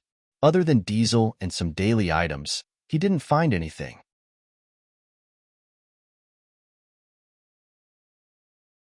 Yimo walked up to those men he had killed and searched their bodies. Yimo found a diary. He opened it. There were multiple ocean maps in it. He could almost be sure that they were looking for Ning Qingxue. Yimo walked up to those men he had killed and searched their bodies. Yimo found a diary. He opened it. There were multiple ocean maps in it. He could almost be sure that they were looking for Ning Qingxue. Although Yimo didn't understand the words on it, he still recognized the name Ning Qingxue. Yimo found on the diary the location where the parachute was found. However, these were marked with longitude and latitude. He picked up the radar from the ground and realized he didn't know how to use it. He searched the entire Coral Island, but didn't find anything about the Black Sun Empire. He could confirm two things so far. First, Ning Qingxue was safe when she jumped down. At least the parachute had opened. Second, Ning Qingxue hadn't been found by these people yet, which meant that she was still in the ocean. Although Yimo hated the Black Sun Empire a lot, he knew his priorities. Even if he wanted to look for trouble with them, he had to find Ning Qingxue first. Yimo carefully left his spirit sense mark in the room, as well as on their Black Sun symbols, before leaving on the fishing boat to search for Ning Qingxue, while learning how to use the radar. It took Yimo only 2 hours to figure out how to operate it. Using the radar to look around, Yimo was able to know which regions have been searched. That way, the search went much faster. It was way better than him flying in the air without a clue. The main thing was that he could conserve larger amounts of chi. Yimo tried to focus on the places the four men hadn't been yet. After half a day, a fog billowed over the ocean. The air also seemed colder. Many glaciers started to float by Yimo's ship. Yimo realized he seemed to have come to a group of glaciers. The more Yimo searched, the more he was worried. Not only was the weather cold, there were no islands nearby. If she had fallen there, then even if she hadn't starved, she would still have frozen to death. The incident had occurred many days ago. Who knew if Ning Qingxue was still alive? Yimo was getting more and more worried. Near midnight, Yimo heard a voice calling out for help. Although Yimo could tell it was a male voice, Emo still came to his rescue. It was a white male in his 30s sitting on a very small flotation hoop. He seemed like he was about to die. His lips were cracked and his skin was pale and soaked from staying in the water for so long. From his lifeless eyes, one could see he was not far from death. Emo sighed. He hadn't found the person he looked for. Instead, he had came across someone else in need for help. He didn't understand how someone could appear in the middle of the ocean all by himself. But Emo wasn't heartless. He approached him and pulled him on the ship. He gave him a pill before tossing him food and water. He could see this person was in this state due to dehydration. For the time being, he gave him a heart-saving pill, food, and water. This man was saved. After the pill melted in his mouth, the white man didn't have time to thank Emo before quickly drinking a bottle of water and eating 2 cans. He had to admire the man's perseverance to live. After eating the food and water, he was obviously in better state. He kept on saying thank you to Emo. Other than thank you, Emo couldn't understand anything else. He just knew the man was talking in English. Seeing that he couldn't talk to this man, Emo lost the interest to say anything and just kept fidgeting with the radar. The man saw Emo take out the radar and muttered something again. "Do you know how to use this equipment?" Emo asked subconsciously. "Are you Chinese?" Unexpectedly, the man spoke very fluent Chinese. Then he said excitedly, "I thought you were Korean or Japanese. I didn't expect you to be Chinese." As though the man thought his sentence had made Emo unhappy, he quickly said, "Sorry, this is the Pacific Ocean. Chinese people rarely come here. But once again, thanks for saving my life. I'm Eden, American, but I like Chinese culture." After finding out that Eden could speak Chinese, Emo was interested. He really wanted to know how Eden had got to this situation. As though he knew what Emo wanted to say, he started telling his story without Emo having to ask. Eden was a professional U.S. golfer. He fell in love with a wealthy man's daughter, Daphne.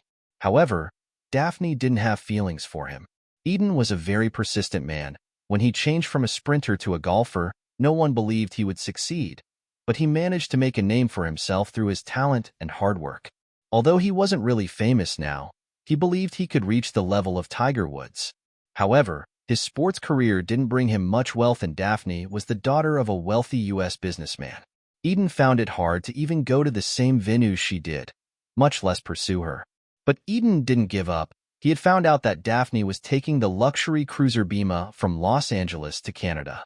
He immediately used all his savings to buy a ticket. He wanted to copy Jack from Titanic and get Daphne's heart on the Bima. It said that the Bima was the most advanced luxury cruiser in the world.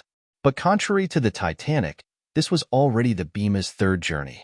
Those who have taken the Bima all believe it could beat any 8-star hotel in terms of comfort.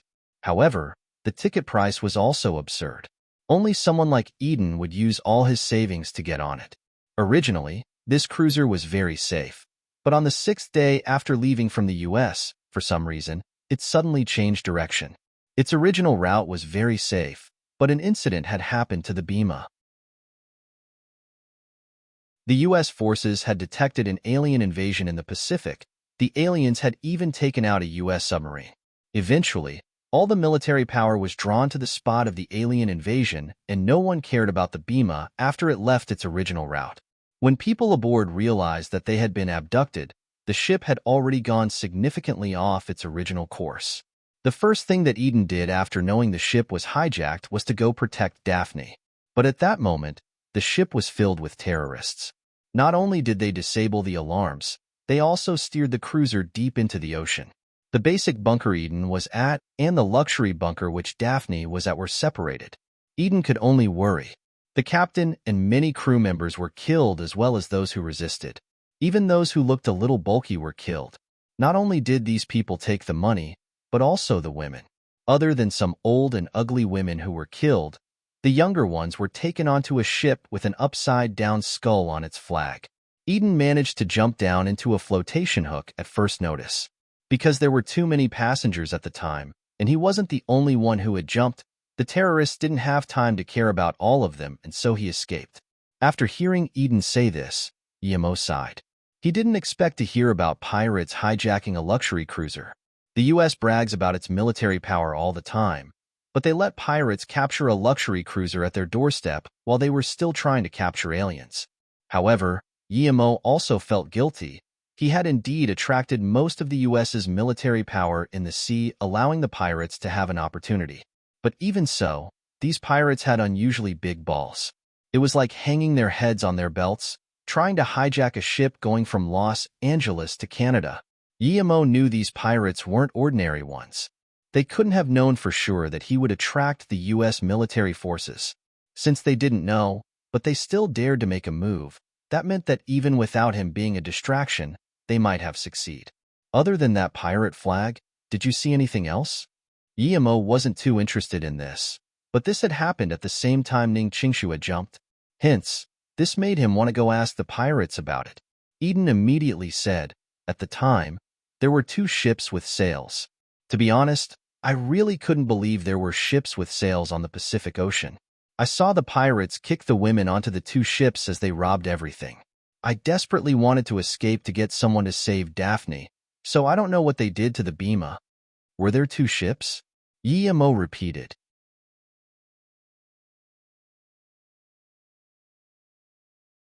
Because Guillemot asked, Eden thought Guillemot doubted his words and added reassuringly, yes, there were 2 ships with sails, and there was a huge upside-down skull at the head of the ship. Because Guillemot asked, Eden thought Guillemot doubted his words and added reassuringly, yes, there were 2 ships with sails, and there was a huge upside-down skull at the head of the ship. Guillemot picked up the radar and asked, do you know how to use this? Eden nodded, yes. This radar is a U.S. military radar SY-923. I used it when I served the Army. It's a bit old, but it's not bad. Guillemot didn't expect Eden to have served in the Army. He tossed the radar to Eden and said, take me to where the Bima was hijacked. I want to see it. What? Do you want us two to go to that place? Eden looked at Guillemot in shock. It was suicide. They didn't have a single weapon. Death was the easy way out if they were to look for those cruel pirates. Guillemot could tell what Eden was thinking from his face and said, if we go there now, the pirates will be long gone. What are you afraid of? If you're afraid, then do as you wish. I have food on the ship, and you can take with you as much as you can carry, but I'm going. Eden looked at the small hoop. He knew that no matter how much food he had, that flotation ring wouldn't save him. At most, he would live a few days more. Okay, in that case, I'll take you there, Eden said, helplessly. Guillemot nodded and gave him a look of approval. Eden was not a bad person. He was 1.9 tall and large, but he hadn't tried to force Guillemot off the fishing boat. Guillemot could tell that Eden hadn't even thought about it. He was a good-natured person. If Guillemot were in his shoes, he wouldn't have killed him, but he would have at least knocked him out. If it had been a cultivator from Luoyu continent, he would have killed Eden and taken the boat for sure. Guillemot gave the radar to Eden and let him drive the boat. He saved his life. Now Eden needed to prove his worth. Luckily, Eden didn't disappoint Guillemot. On the Sulphur Island, Ning Qingshu kept running. A huge lake appeared in front of her eyes. The water was very clear and there was steam coming off the surface. It was like a hot spring. Ning Qingshu looked back. That eerie bone ship was blocked by things and couldn't be seen. She stared at the center of the island. The smell of sulfur seemed to be getting stronger and stronger there. Ning Qingshu's heart stopped for a second. It was an active volcano indeed. Living there was like living on a bomb, but she didn't have any choice. Ning Qingshu put these thoughts aside and walked towards the lake. She felt the water. It was lukewarm. She tried drinking it, and it was fresh water. The joyful Ning Qingshu was no longer scared. She quickly took off her clothes and jumped into the water. These last days on the glacier had been very uncomfortable for her. She was a hygienic person, and a few days without showering made her very uncomfortable. After taking a shower, she washed all of her clothes and cultivated some more meridian cycles by the lake. The water on her clothes evaporated on its own. Ning Qingshu felt very light after taking the shower. She picked up her bag. She wanted to find a place to live by the lake. Although she could go find some other places beyond the lake, the hot spring caught Ning Qingshu's interest. If she couldn't find another place with fresh water, she would have to come over and get water every day. Ning Qingxue walked nearby the lake for a long time and finally found a small cave by the hills. Ning Qingxue didn't know what kind of animal had made this, but it was rather clean and spacious. There was a huge rock next to the cave. The cave was very well hidden. The only thing was that Ning Qingxue could still see the ship from the cave. That ship was the thing Ning Qingxue hated the most. But other than that cave, Ning Qingxue hadn't been able to find a better place to live. Thus, she could only clean the cave and cut some branches with her dagger to block the entrance. After everything was ready, she lied down on a big rock inside. She hadn't slept in days. If she hadn't been able to cultivate, she might have gone mad. Ning Qingxue soon fell asleep after lying down. She had been really tired these last few days. After sleeping for a long time, she thought she had seen a black figure dash in front of her, but her vision was blurry. This woke Ning Qingxue up immediately. She grabbed the gun next to her, and that black shadow disappeared from the cave in an instant. Ning Qingxue was no longer tired. What could that be? She didn't see clearly. She got off the rock and walked carefully to the entrance of the cave. The sun was up now. She had slept for more than 10 hours. However, the fog made the island seem very blurry. Was she hallucinating again? Ning Qingxue murmured. Ning Qingxue carefully checked the branches on the cave. They didn't seem to have been moved. She picked up the necklace on her chest again. Did you save my life once again? Although she didn't know if that black shadow was real or not, Ning Qingxue didn't dare to sleep again. She went outside and checked the landscape around her. As soon as Ning Qingxue walked outside, the deadly silent island was pierced by a loud shriek. Ning Qingxue was fraught with problems.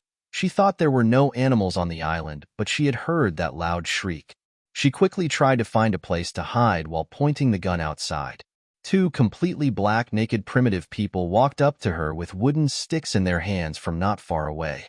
Other than a skirt made of fish skin around their waist, they didn't have anything. One of them had huge bosoms sagging down from her chest. Ning Qingxue knew she was a woman. Actually, there were people there, primitive ones. Ning Qingxue's heart palpitated rapidly. She thought of Tom Robinson's journey. Clearly, these ferocious primitive people couldn't be compared with Friday. Ning Qingxue held her breath. She was thinking about where to go next. The island was at most 20 square kilometers more or less. If there were primitive tribes living there, would they eat her? The next thing that happened almost made Ning Qingxue scream. That primitive male said something to the female, but she shook her head. But then, the male helped the female on the ground and flipped up her fish skin skirt. As the man did his business to the woman, Ning Qingxue immediately thought of the word rape. Ning Qingxue wasn't afraid to die, but this was too disgusting. She subconsciously grabbed her gun and thought about killing the man. But she didn't dare to because her aim wasn't good. She might kill the woman. Also, she was afraid of attracting more of their kind. This conflicting thought only occurred for a moment. Soon Ning Qingxue realized the immaturity of her thinking. She realized that this wasn't rape. The woman who was under the man flipped over and sat on the man. Her actions were much more wild and ferocious than the man. Not only so, she kept moaning and screaming as well. Ning Qingxue quickly turned her face away and spat. Her face blushed. How shameless. But thinking that these primitives were like animals, she didn't make a big deal out of it. Suddenly, there was another howl. Ning Qingxue looked in the direction it came, and the two people separated. The one howling was another male. The primitive people that came later seemed to care a lot about these two doing things behind his back. Ning Qingxue could tell from his angry expression. The woman separated the two men who were about to fight and pointed at a hacked branch not far away. The two men stopped arguing and walked over to the branch to check. Ning Qingxue's heart stopped for a second. They were looking at the branch she had chopped up to cover her cave. One man kept touching the end bit of the branch, as though he suspected something. Suddenly, he stood up and looked over at where Ning Qingxue hid. Ning Qingxue's heart beat rapidly again. She clenched her gun tight. They were coming over. What to do? Should she open fire?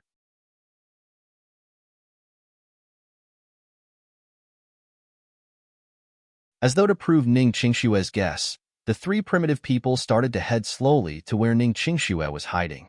They walked carefully, using their sticks to push aside branches. As though to prove Ning Qingxue's guess, The three primitive people started to head slowly to where Ning Qingxue was hiding. They walked carefully, using their sticks to push aside branches. They knew someone was hiding there. However, they were afraid of getting ambushed.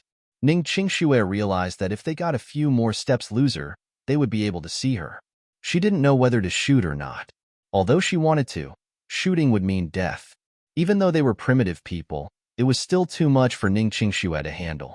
It was different from when she used the fireball to kill the Japanese man. He had tried to rape her. However, now, she didn't know what to do about primitive people who hadn't hurt her yet. She thought of how the primitive man treated that woman and felt scared. If the man saw her, she didn't dare to think of the results. Just when she was hesitating whether or not to shoot, the three of them suddenly stopped. The woman pointed at the ship and screamed. They had seen the ship, as Ning Qingxue understood, and they could also see the ship from where they stood. The man who had come later also screamed and ran to the ship.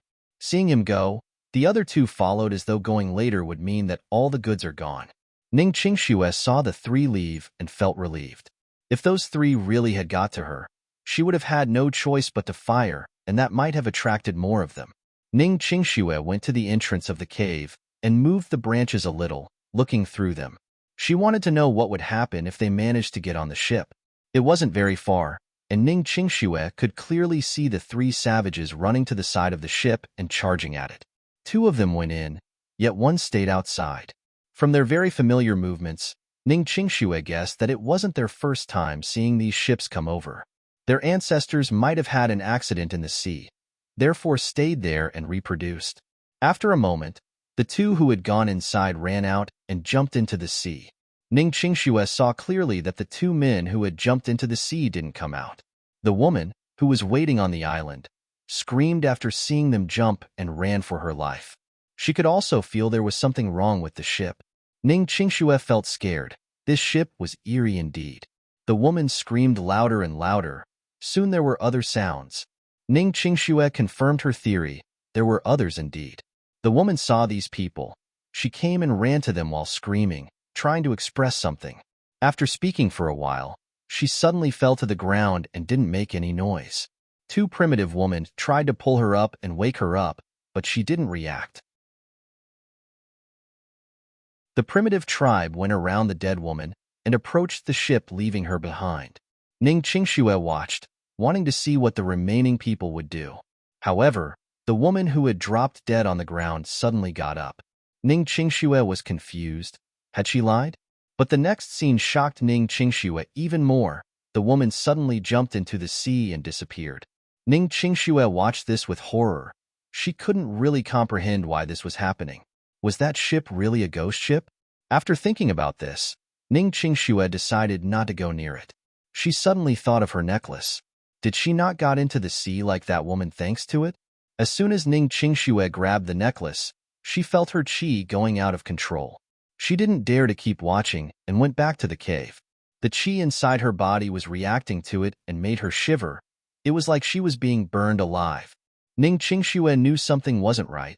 There was a problem with her cultivation. She quickly blocked the entrance and sat on the huge rock, while running meridian cycles again. This time it was different than the previous cultivation. She felt the bustling of her qi as though it was trying to find a breakthrough point. Ning Qingxue didn't understand much about cultivation. After a while, Ning Qingxue felt suffocated. She was scared. It was like that she had no place to go. If she didn't keep running the qi in meridian cycles, her meridians would burn. But as she cultivated, the qi in her dantian was getting more and more dense. Rumbling in her brain, she suddenly felt that the dense qi had a place to go as it burst open more meridians. Ning Qingxue didn't open her eyes, but rejoiced at feeling finally well. She felt relieved, as though she had broken through something. Suddenly, there was new qi rising in her dantian that immediately charged up to her Chunglin chakra point and into her head. That sense of comfort surged. It felt comfortable, and Ning Qingxue subconsciously moaned. She didn't open her eyes. She seemed to have gotten a lot of memories back. Ning Qingxue was shook. Was this what Master Wu Guang talked about? That when her power reached a certain level, her memories would recover on their own. More and more things rushed into her brain. She immediately realized that she really had recovered her memories. The memories of her with Yemo flowed back like the tide. From how she went to Ninghai to celebrate Su Jingwen's birthday, each scene flowed back clearly. That medical case and the receipts, that unused bank card, those bottles, the multiple times she asked for money from Yemo. Ning Qingshue's face grew pale. So that's how she had began with Yemo. Ning Qingshue's heart felt more and more pain. She didn't even dare to open her eyes now. She now understood why she didn't want a divorce with Yemo. She remembered when she found Yemo in the desert with Qi Wanqing, and Yemo followed her aunt, leaving her alone in the desert. When she saw Yemo leave, it was like her soul had gone empty. And that's when she completely fell in love with Yemo. Ning Qingxue didn't dare to open her eyes. She was afraid that she would lose her memories if she did. But her tears uncontrollably were flowing down her smooth white face.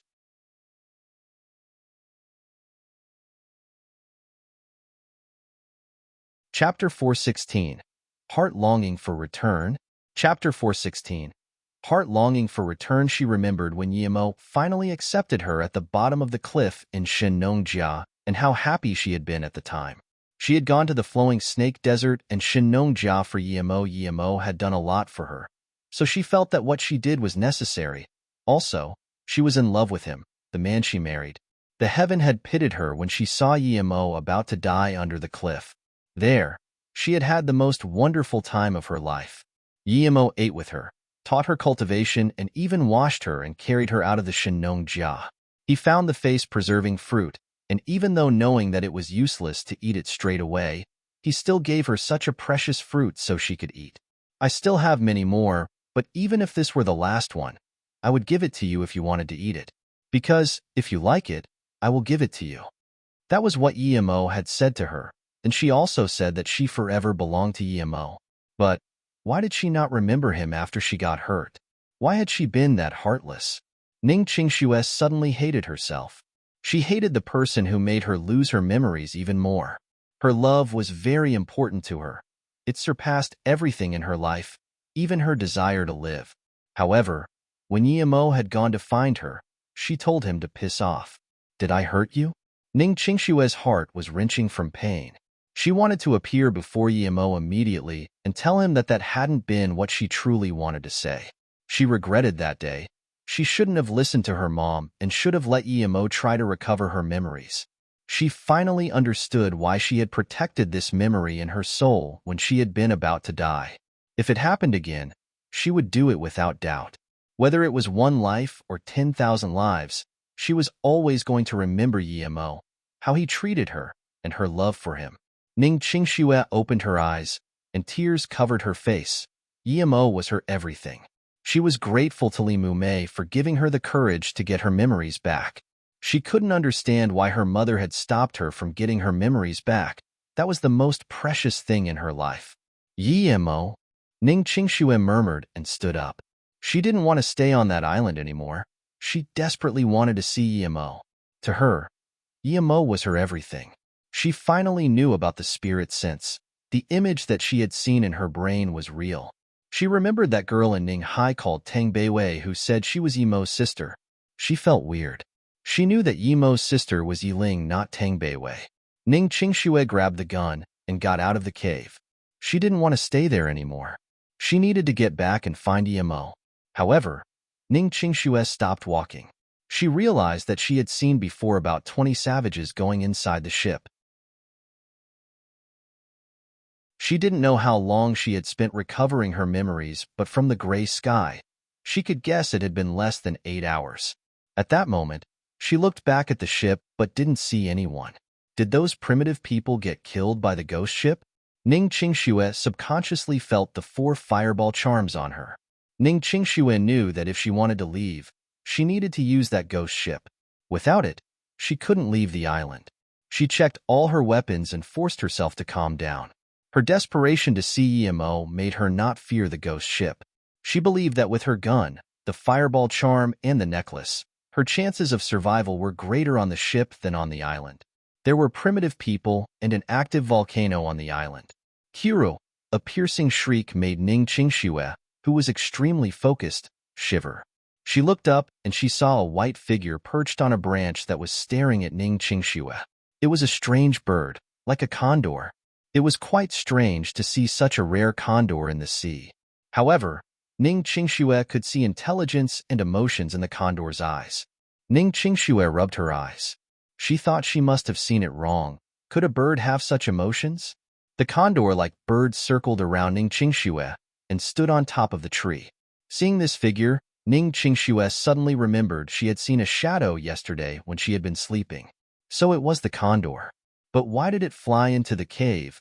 Had it tried to harm her? Ning Qingxue shook her head and stopped thinking about the bird. She looked at the ship and made up her mind to go on it. Even if she didn't die here, she didn't want to live like this. After remembering her memories of Emo, she would go crazy living by herself. Seeing Ning Qingxue walk towards that ship, the bird followed her. Ning Qingxue stopped and looked at the bird with curiosity. She muttered to herself, "I'm leaving here. Why are you following me?" As though he understood Ning Qingxue's words, the bird mourned and flew around Ning Qingxue again. Ning Qingxue saw pleading in the bird's eyes. Ning Qingxue was sure she saw it. This bird was so humanistic. Ning Qingxue rubbed her red eyes and headed towards the ship. Seeing Ning Qingxue leave, the white bird yowled again and followed Ning Qingxue, circling around her. Ning Qingxue finally understood that the bird was trying to tell her something. "Do you want something from me?" Ning Qingxue asked. But then, she realized, how could a bird understand her words? But then, the bird nodded its head vigorously. Ning Qingxue was frozen. Could a bird this smart exist? What did it want with her, though? Ning Qingxue took out a can from her bag and put it in front of the bird. "Do you want to eat this?" The bird flew down and grabbed the can with his mouth. He put it back on Ning Qingxue's hand and flew around her again. Ning Qingxue understood this time and looked at this bird in shock. "Do you want me to take you with me?" As soon as Ning Qingxue said this, the bird nodded its head again. Ning Qingxue frowned. "Is this island not great? There are also people living here. Furthermore, not even I know if I can survive in the ocean. Your survival is uncertain." The bird heard Ning Qingxue's words and opened its wings, circling on the top of Ning Qingxue's head. It yowled while flying to the center of the island, and then returned back to Ning Qingxue. Other than anticipation, there was also melancholy in its eyes. Ning Qingxue felt the bird had a special bond with her. Was it due to her cultivation? Otherwise, there were so many primitive men there. Why didn't it go find them instead of her? Suddenly, Ning Qingxue remembered that the bird had been yowling about something going on in the center of the island. Did that mean the volcano was about to erupt? But, since there were so many primitive people there, it meant that the island had existed for a long time. How could the volcano coincidentally erupt at that moment? Thinking about this, Ning Qingxue asked, "Are you saying that this island's volcano is about to erupt? Do you want to leave?" As soon as Ning Qingxue just finished speaking, the bird vigorously nodded its head. Ning Qingxue looked at the bird with joy. There was rarely such smart bird. At least Ning Qingxue had never heard of it, and this bird was willing to go with her. If that was the case, then she would have a companion with her on the way back. It was much better than being alone on a glacier.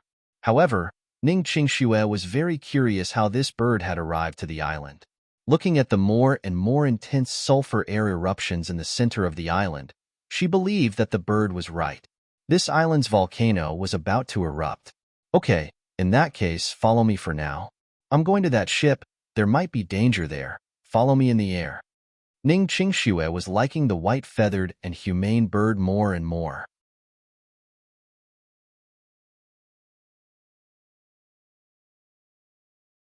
Ning Qingxue saw that there was a silver plum tree leaf pattern under the bird's neck and had a sudden idea. "I'll give you a name. I'll call you Silver Plum Leaf." This name is a bit long. I'll just call you Silver." Ning Qingxue saw that there was a silver plum tree leaf pattern under the bird's neck and had a sudden idea. "I'll give you a name. I'll call you Silver Plum Leaf." This name is a bit long. I'll just call you Silver." The bird seemingly understood Ning Qingxue's words and chirped. This sounded different to the yowling. It was a happy sound. She could tell that it didn't really understand what Ning Qingxue meant with that name. After all, it was just a bird. Normally, animals have premonitions to sense danger. Since Silver had had this premonition, this meant that the volcano really was about to erupt. Although she had Silver by her side, Silver was a bird after all. Ning Qingxue approached the ship. The hand which held the gun was sweating a lot. Sometimes the unknown was the most terrifying. If she had been facing a lion or a tiger, she might have not be that scared. After all, it was something she could see. As she got closer to the ship, Ning Qingxue had an uneasy feeling. She couldn't just charge at it like the primitive people had done. Her surroundings were eerily silent. If there weren't clustered footprints, Ning Qingxue couldn't have been really sure that they had all gone on the ship. Ning Qingxue jumped aboard and immediately felt a bleak wind attacking her. The necklace on her chest emitted a light barrier and pushed the bleak wind away. Ning Qingxue could even faintly hear a scream. Silver flew to the top of the boat behind Ning Qingxue. Its expression was worried like hers. Ning Qingxue looked at the necklace. She knew it had saved her once again. She subconsciously looked back at Silver and felt a little assured. She said to Silver, "Stay behind me." Silver immediately jumped down and followed Ning Qingxue closely. Ning Qingxue looked around the ship. It was empty. Ning Qingxue stopped on the deck and her spirit sense scanned inside. It was the same as yesterday, a table of food and wine, mostly cooked food, but she couldn't see a single person. Suddenly, she felt her spirit sense scan a black shadow, but immediately after, it was gone and it looked like it had gone into the bottom bunker. Ning Qingxue stopped. She felt goosebumps. She hadn't expected her spirit sense to be able to detect that shadow. So, the spirit sense could see things the eyes couldn't. She was scared of what she couldn't see. Once she saw it, she was no longer scared. Ning Qingxue walked into the ship's compartments. There were 2 levels, the surface level and the bottom bunker. Ning Qingxue remembered that the black shadow disappeared into the bottom bunker. At that moment, her spirit sense found a black shadow charging at her. Ning Qingxue subconsciously moved aside and sprayed her gun at the shadow. Bang, bang, bang. It had been an extraordinarily clear sound in the silent boat, but Ning Qingxue could see the black shadow retreat back inside unscathed. Her gun had no effect on the shadow. It was really a ghost. Ning Qingxue's hands shook. If Silver didn't chirp from time to time, she would have gone crazy by then, being in the depth of a boundless ocean on a spooky boat. She remembered the shriek in the heaven pit at Shinnongjia. If Yimo hadn't left her a protection charm, she would have died. But that day, she seemed to be facing an even stronger ghoul. From what Yimo had said, they weren't afraid of bullets. If Yimo hadn't given her the necklace, she would have ended up like those primitive men. Thinking about this, Ning Qingxue shook again. Were all the people aboard this ship killed by the ghoul like the primitive people? Why was the ghoul doing this? When the ghoul had charged at her, she felt as though it was trying to devour her soul. Did these ghouls devour people's souls? She wouldn't have believed in these sort of stuff before she started cultivated either, but there were many things in this world that science couldn't explain. Ning Qingxue looked at Silver, who was following her closely, and she felt a little relieved. She put the gun away, took out a fireball charm, and walked into the bottom bunker. She knew that the gun was useless. It was a pity Yimo wasn't there. If he were there, he could see that the ghoul was similar to the one he had annihilated at Chunnan. However, the ghoul had been purposely raised by the red-robed woman from the Nine Moon sect. Normally, people's spirits disappeared naturally from the world after death. That some spirits condense and don't dissolve must be due to some special reason. Ning Qingxue kept her spirit sense open. As soon as she went into the bottom bunker, she found the black shadow hiding on the side. However, with her power, she could only see a black figure. If it had been Yimo, he would have been able to see that the spirit had a solid, not mist-like, shape. He would have immediately realized that there must be a ghost keeper behind that ghoul, just like the red-robed woman. When Ning Qingxue saw the ghoul, she felt scared but still gathered up courage and walked towards it. But she had only walked 2 steps when she stopped, changing directions. She remembered the speed of the ghoul. It was too fast. And she was sure the ghoul would be able to see her if she walked over. She wouldn't be able to ambush it for sure. As soon as Ning Qingxue changed directions, the black figure that was about to move stopped. Food and water splashed everywhere. Ning Qingxue avoided these things and neared the shadow. When she was just about 3 meters from it, Ning Qingxue threw out her fireball charm and yelled, "Lin!" The black shadow didn't expect Ning Qingxue to suddenly do this. In that instant, it got consumed by the fireball. There was a loud shriek. Then, the fireball disappeared, and so did the black shadow along with it. Ning Qingxue breathed, relieved. Finally, the ghoul had been annihilated. The fireball charm was stronger than a submachine gun. But Ning Qingxue immediately realized it wasn't that the fireball charm was stronger than the gun, but more like the fireball charm was more effective against ghosts. Ning Qingxue searched the bottom bunker again and couldn't find anything strange. She didn't know how lucky she had been this time. This ghoul was a ghoul that escaped after Yemo killed the red-robed woman. Somehow, it was taken to America and went on the Bima. When the pirates took the women, it also followed them. Those people had made it stronger. However, its master was killed by Yemo. It fed following basic instincts. If Ning Qingxue hadn't had the necklace, she would have died countless times. Or, if that red-robed woman was still there, Ning Qingxue still wouldn't have been able to escape. As though it knew that Ning Qingxue had annihilated the ghoul, Silver chirped, celebrating her master's victory. Ning Qingxue wiped some sweat off her forehead and waved to Silver. They walked up to the surface. Although she had annihilated the ghoul, she really didn't want to stay in the bottom bunker. She could guess that the entirety of the people in the ship were gone due to the ghoul, so she didn't feel like staying in that dark, bleak bunker. Returning to the top, Ning Qingxue remembered an important thing. She didn't know how to pilot the ship, nor use the sail to control the direction. Ning Qingxue smiled bitterly and walked to the head of the ship. Suddenly, she was dazed. The ship had been perched next to the island, and she didn't control the sails. But now, the ship was far from that island.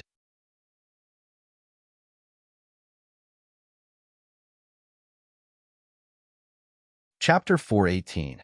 Volcano on the Sea. Chapter 418. Volcano on the Sea. Although the ship didn't have an anchor, it stayed next to the island for a day and night. How come as soon as she annihilated the ghoul, the ship left? Ning Qingxue suddenly remembered something. A few days ago, when the ship went past her glacier, she thought to have heard rustling on the ship. Had the black shadow also caused that? Thinking about this, all of a sudden, there was sound in the basement. Ning Qingxue stood up abruptly. She scanned her spirit sense down, but there was nothing. At that moment, the ship was on its way, and Ning Qingxue couldn't find anything with her spirit sense. She didn't have the courage to go down there a second time.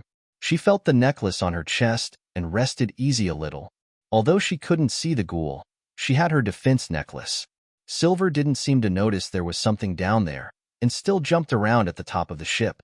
Ning Qingxue suddenly said, "I don't care what you are, but if you dare to come up again, I'll use this fireball on you. You can stay on the ship, but if you disturb me in Silver, I will make you disappear immediately." Although it was a threat, Ning Qingxue was scared while saying this. As though whatever was inside feared Ning Qingxue's words, no more sounds came from below again. Ning Qingxue breathed at ease. It seemed her threat had worked. She threw all the desks and chairs into the sea and found a place to sit. The thing probably wasn't afraid of her, but afraid of her necklace. Silver saw Ning Qingxue sit down and jumped next to her. Suddenly, there was a rumble. Fire crossed half of the sky. Hence, Ning Qingxue stood up and walked to the head of the ship, where Silver was. She noticed that the sulfur island was in flames. Lava burst into the air with dust and smoke. It even splashed the ship Ning Qingxue was on. The volcano had erupted. If she had hesitated before, she would have been turned into dust on the island. Looking at the strength of the eruption, Ning Qingxue knew the island was gone, and so was the primitive tribe on it. Although she didn't know them, Ning Qingxue still felt sad. Human life was this weak in the awakening of nature's power. At that moment, Yemo was on the fishing ship. He had stopped where Eden first escaped. Other than wind, there was nothing else. There were no signs of the incident. Eden saw that Yemo's face wasn't happy and said, "I think those pirates are long gone." Yemo sneered but didn't say anything. At that moment, there was a huge explosion in the distance and then a burst of lava into the air. "Oh my God, it's a volcanic eruption. This is amazingly grand, yet terrifying," Eden exclaimed. Was it some active volcanic island? This was the first time Yemo saw a volcanic eruption. He felt uneasy. Eden, drive the boat over to the volcanic eruption. Eden was dazed. The eruption had just started. If they drove the ship over and got caught in it, how could they live? Seeing Eden still hesitate, Yemo's expression sunk and said, Eden, do you think you can get Daphne with balls like that? Eden blushed and immediately said, I'm not being timid, this is being reasonable. If we pilot the boat over, we might get caught in the volcanic eruption. You're wrong if you think there's only one place where lava erupts. There are other active spots under the ocean. If we get closer, one of them might erupt right under us. Yemo said plainly, you talk so much, but all I'm really getting is that you're afraid die. If you fear death, then let me pilot. Yemo didn't kick him off the boat this time. After all, he couldn't have said that on a whim. Eden didn't reply to Yemo and just piloted the ship to the volcanic island. He drove very fast, as though he was trying to prove to Yemo he wasn't afraid of death. Yemo smiled. However, neither Yemo nor Ning Qingxue could expect that their ships would brush past each other. One was leaving the island, the other one went there. The fishing boat soon was in the range of the island. There was just lava everywhere. Even at such a distance, one could feel the scorching heat. Yemo looked at the endless lava and said helplessly, let's go. He knew that even if there had been any evidence on the island, it was gone now. Eden wanted Yemo to say that. As soon as Yemo said it, he piloted the ship away. Yemo was getting impatient after not having been able to find Ning Qingxue for days. After spending 2 days with Yemo, Eden also knew that Yemo had come there to find his wife. He had the feeling that they were both on the same predicament. Yemo knew he was being impetuous, and he sat at the top of the ship in silence. He used cultivation to calm himself. Eden saw this and shut his mouth. He focused on controlling the ship and using the radar. 6 hours later, a bright moon appeared in the sky. The night sea was quiet and calm, unlike the day. Eden thought about how lucky they had been not to have encountered any storms. If they did, their boat could sink easily. Yemo finished a big meridian cycle and felt easy and calm. At that moment, he heard Eden scream, "What's wrong?" Yemo immediately appeared next to Eden. Eden didn't even notice how Yemo had come. He just pointed at the radar screen excitedly. "I found 2 targets, 50 nautical miles away." Yemo stood up and said, "Then what are you waiting for? Let's approach them." Ning Qingxue didn't know how to control a boat. Furthermore, even if she did, she wouldn't know which direction to go. She could only pull the sails as high as possible and let the ship go on its own.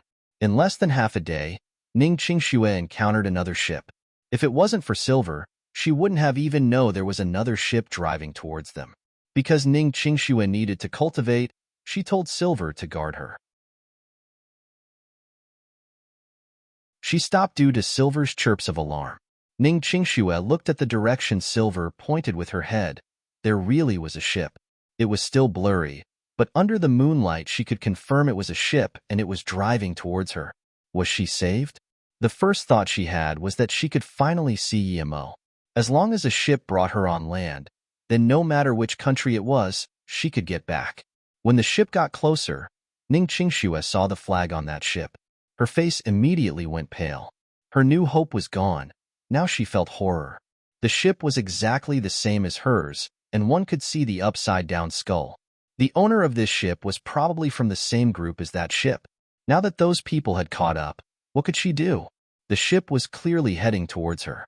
Ning Qingxue grabbed her gun. She could see the people on that ship. There were at least tens of people on it. Ning Qingxue wouldn't naively think that a proper ship would have such a flag. This was obviously a pirate ship. Ning Qingxue really wanted to put her sails down and go on another direction, but she didn't know how to pilot the ship.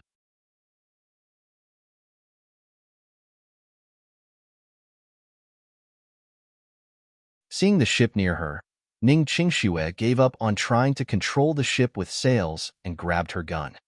Seeing the ship near her, Ning Qingxue gave up on trying to control the ship with sails and grabbed her gun.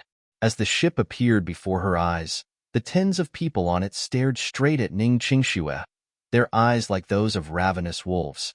It was as though they couldn't see the gun in her hands at all, but only the goddess-like Ning Qingxue. There were about 10 meters in between them, but Ning Qingxue actually heard them gulping from that distance. Her heart sunk. She wanted to open fire, but she wouldn't be able to kill this many pirates with her gun. God, such a beautiful woman. I must have her. The leading white man sighed. Although it was English, Ning Qingxue could understand it. Sean, that is our leader's ship. That woman is there, but how come I don't see our leader? At this moment, the bulky man next to that white man remembered their purpose. They came to find their lost leader, not pretty women. However, this woman was too beautiful. These words made everyone on the ship refocus. They didn't see their leader on their leader's ship, yet saw an insanely beautiful woman. In this boundless sea, this seemed a little creepy. She's actually holding a gun, huh? There was laughter everywhere. No one took her gun seriously. Put your gun down and come to our ship, a man yelled through a horn to Ning Qingxue. Ning Qingxue could hear their words clearly, and as she understood English, she now knew what her fate would be were she to fall in their hands. Ning Qingxue suddenly saw the leader raise his hand, and a white light came howling at her wrist. Flying dart? Ning Qingxue reacted instantaneously, yet didn't manage to dodge it. Before the dart could strike her, it was blocked by a white light. Ning Qingxue knew it had to be the necklace protecting her again. She looked down at it. It had gotten a lot dimmer. Ning Qingxue felt very angry. She didn't expect these foreigners to be so good at using projectiles. She immediately grabbed the gun and started shooting at them. Those pirates were experienced, though. The moment Ning Qingxue raised her gun, almost everyone squatted down. Other than one unlucky guy who was struck by a bullet, everyone else had dodged it.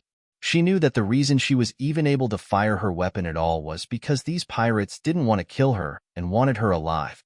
Ning Qingxue quickly hid inside the ship as the pirates just kept sailing forward. After a few gunshots, she noticed the sails on the ship were down, and it had stopped its rapid speed. Ning Qingxue suddenly felt sad. Not because she was about to die to pirates, but because she didn't get to see Emo. She wasn't afraid of death, but she didn't want to die like this. She didn't even get to see Emo to say sorry and make up for what she did. Ning Qingxue changed the clip. She only had 2 in total. Silver snuck up to Ning Qingxue, as though feeling Ning Qingxue's helplessness. It could only whimper every now and then. Woman, put down your weapon and walk out. We promise we won't hurt you. But if you resist anymore, we will blow up your ship, the voice sounded again. Ning Qingxue bit her lips and ran out from the crevice, spraying bullets once more. This time, she hit 2 people. The remaining people seemed to have been angered by her. Despite their anger, though, they still didn't shoot, afraid of hurting Ning Qingxue.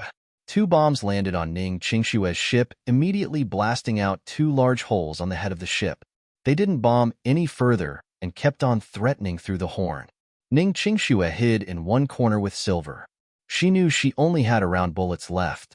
If she started shooting once more, she would run out of bullets. Even though her fireball charm was powerful, it could only kill around 3 people.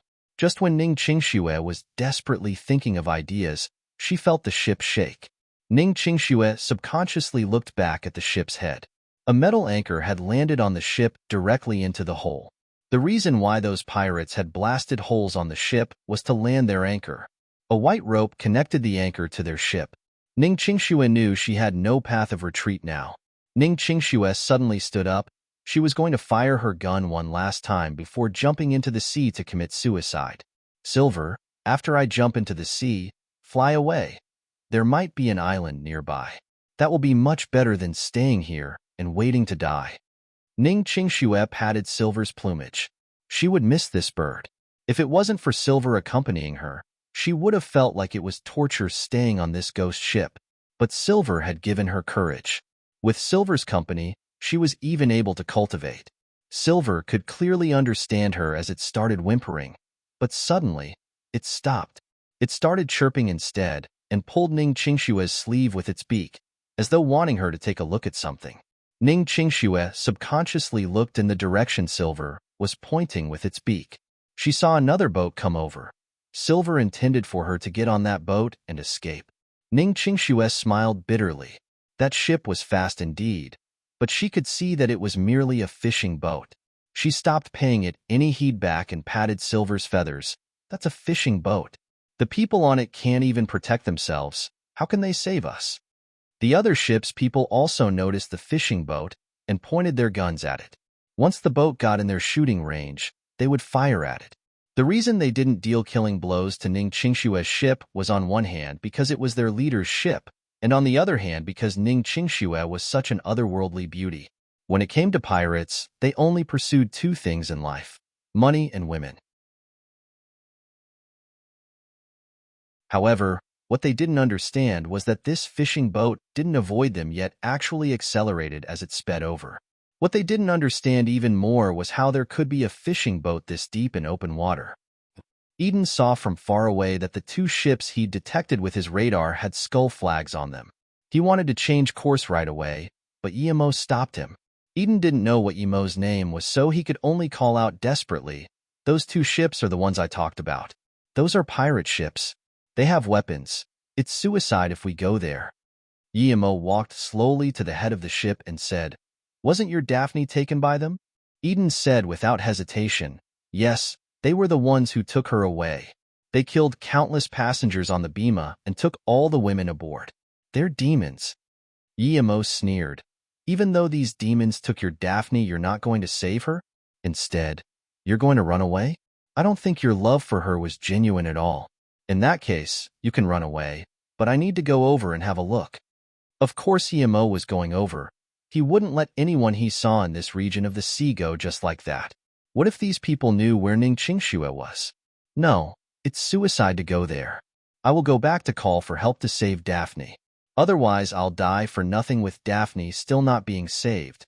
Eden saw that Yemo was misunderstanding him and quickly explained. Approaching it from Eden's perspective, Yemo knew that he was right.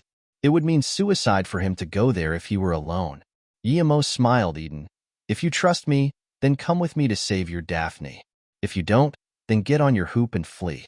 These pirates are no threat to me, but you need to choose fast. Our ship is nearing theirs." Eden's face changed rapidly, and eventually, he sighed. Even if he didn't trust Yemo, it was too late now anyway. He was only a couple hundred meters away from the two ships. Even if he did jump now, he would be seen and caught by the pirates. If he was going to die either way, he might as well go along with this bold Chinese guy and fight. Rumble, a bomb landed at the rim of the boat. Eden felt the boat shake. He knew it was over now. The pirates were firing without an ounce of hesitation. Eden tried to control the boat to go a little further. Then, he yelled to Yemo at the head of the boat, "Get in quickly.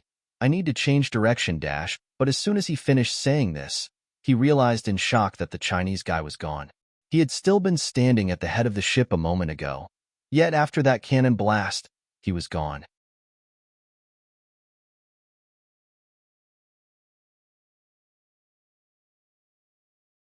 The moment the bomb fell on the ship, Yemo was already flying to the pirate ship. But he only got halfway. What he saw with his spirit sense almost made him fall in the water.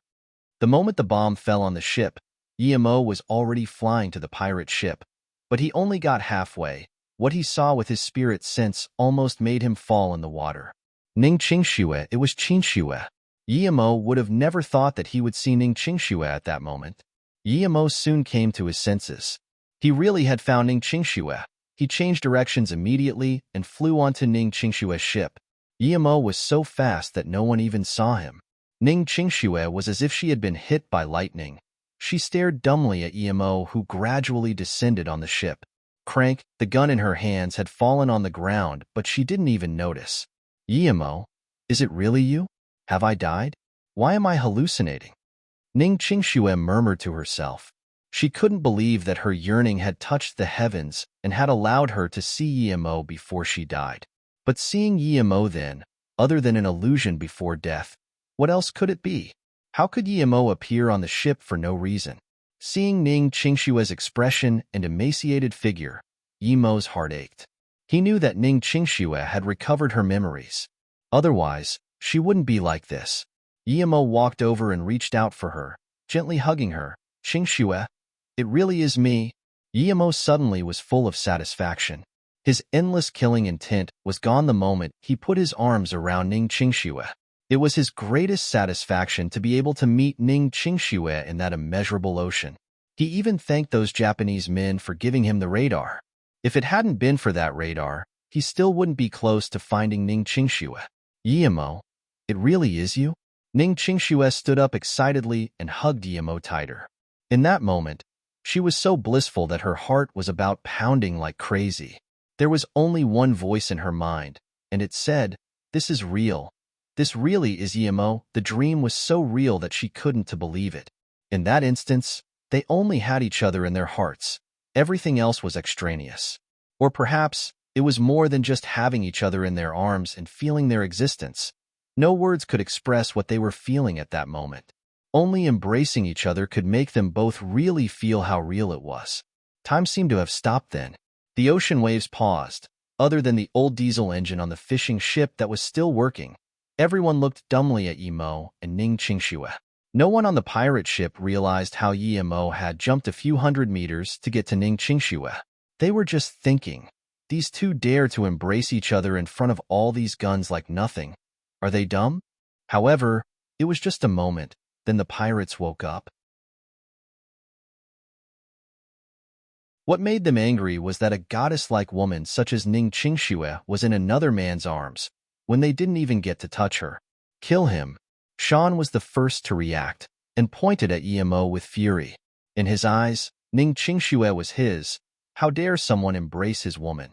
Eden was still nervously controlling the ship, trying to move out of their attack range, but all of a sudden noticed that the cannon had stopped attacking. It was a brief moment of silence. Immediately after, he saw Yimo hugging a white-clothed woman. That woman was from the Skull pirate ship. Eden rubbed his eyes to make sure he was seeing right. Is this woman his wife? Was she also taken by the pirates? How come the pirates still haven't attacked him yet? Eden was very confused. Bang! The sound of a sniper rifle shook Eden. No, the Chinese man who saved him was being attacked by the pirates. It was the sound of a sniper rifle. Eden got worried, so much that he forgot the fact that Yimo was on the Skull ship. Yimo raised his hand and instantly caught the bullet. Then, he looked at Ning Qingxue and said, "Qingxue, are these people harassing you?" Ning Qingxue didn't feel any of Yimo's killing intent. She was already immersed in Yimo's arms. Nothing else mattered. She hadn't even heard what Yimo had said, nor realized that Yimo had caught a bullet. Did I miss? The sniper on Sean's ship looked at his hand in disbelief. There was no way for him to miss at such short range, but the fact was that he did. He couldn't have possibly imagined that Yimo had caught his bullet. Yimo was fine so, other than his shot having missed, what else could it be? Just when he wanted to shoot a second time, Yimo had already placed Ning Qingxue behind him. "You won't need to shoot twice. I will send you into the sea." Then, Yimo kicked and the sniper, who then was getting ready for his second shot, was thrown in the air and into the sea. However, before he had landed, he was already dead. Sean reacted. He had his projectile skills and was much more proactive than his companion. It was a 20 meters distance. How had that man managed to get there in an instant and also bring a woman with him? Then, he remembered what happened before. Yimo had been on that fishing boat 300 meters away from the ship, but he somehow got there.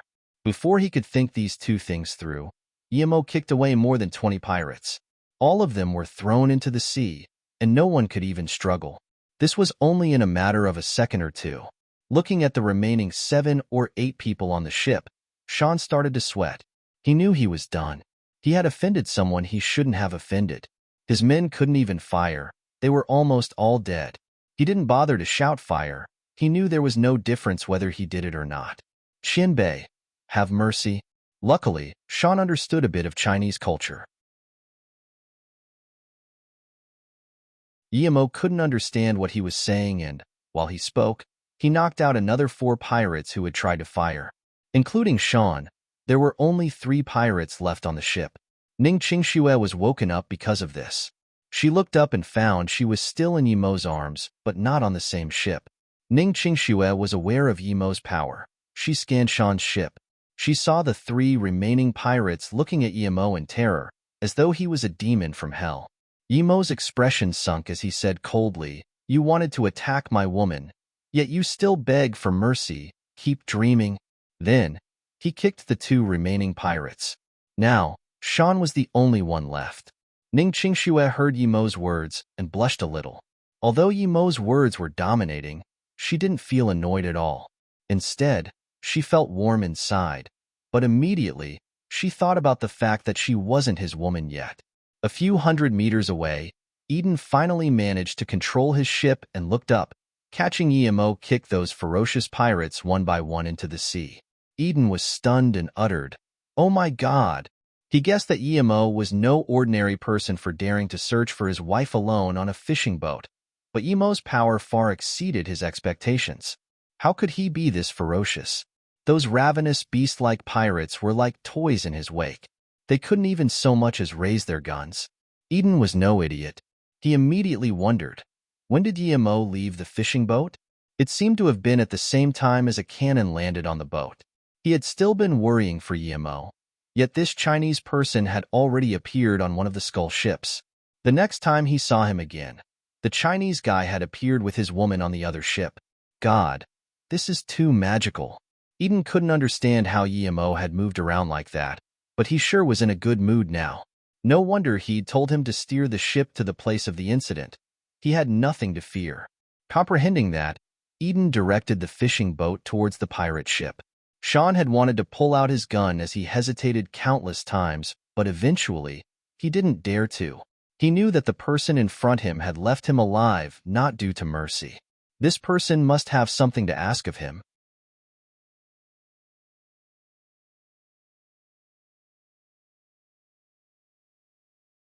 Shan was a pirate, sure, but he wasn't the kind of pirate that doesn't understand anything.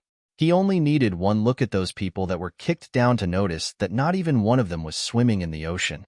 That could only mean they were all killed by this person. Shan was a pirate, sure, but he wasn't the kind of pirate that doesn't understand anything. He only needed one look at those people that were kicked down to notice that not even one of them was swimming in the ocean.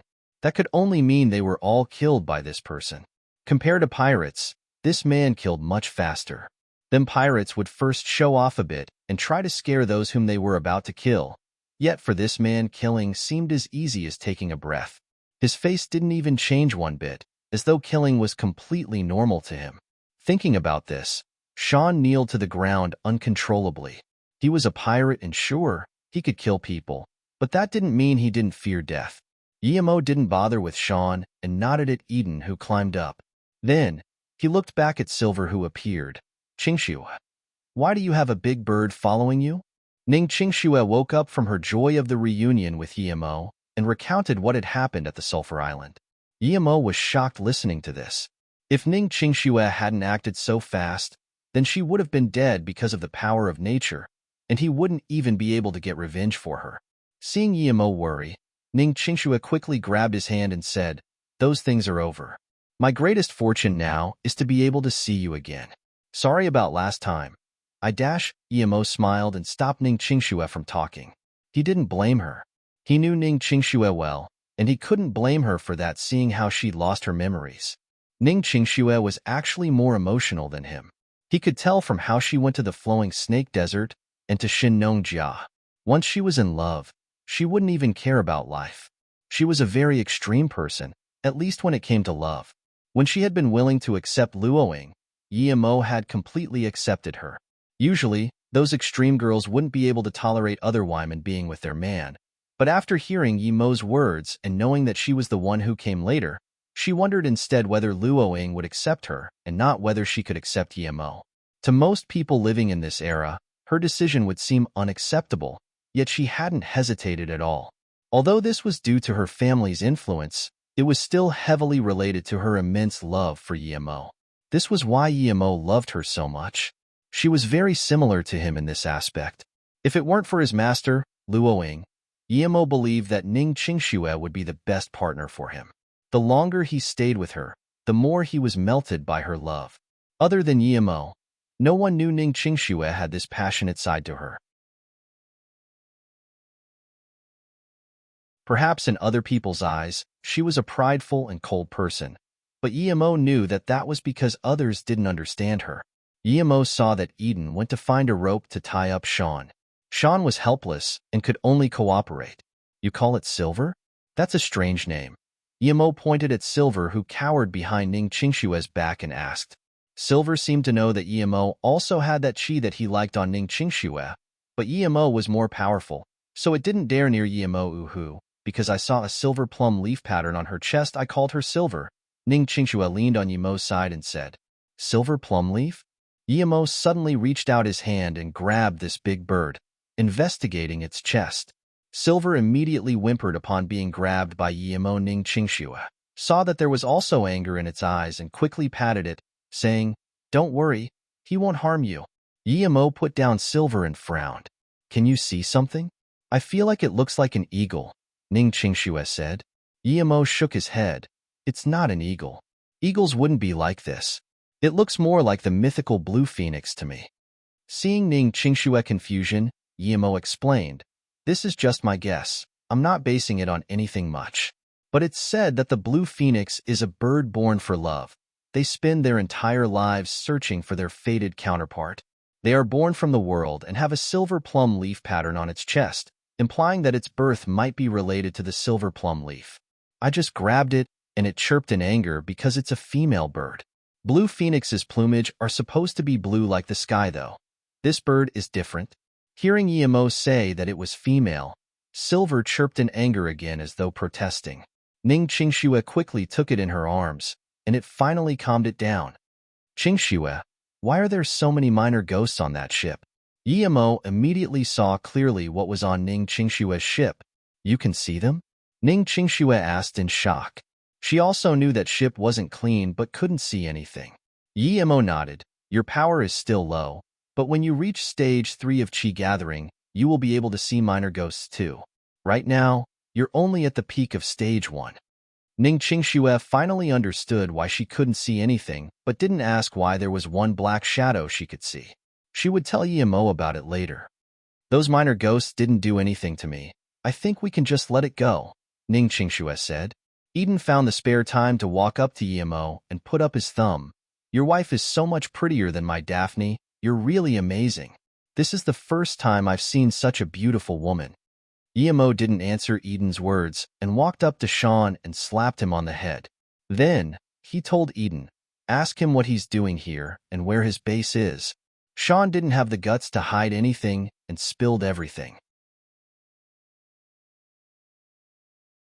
Eden was starting to get the picture soon, but before he could explain to Yemo, Ning Qingxue already said, that Sean guy said they came to find their leader. They belong to the Skull Pirate Organization and have been planning to hijack the biggest luxury cruiser Bima and bring large amounts of wealth and women to their base for half a year already. But halfway through, there was some mist, and the two ships were separated. Eden didn't expect Yemo's wife's English to be this good. Her translation was spot on. Ning Qingxue continued.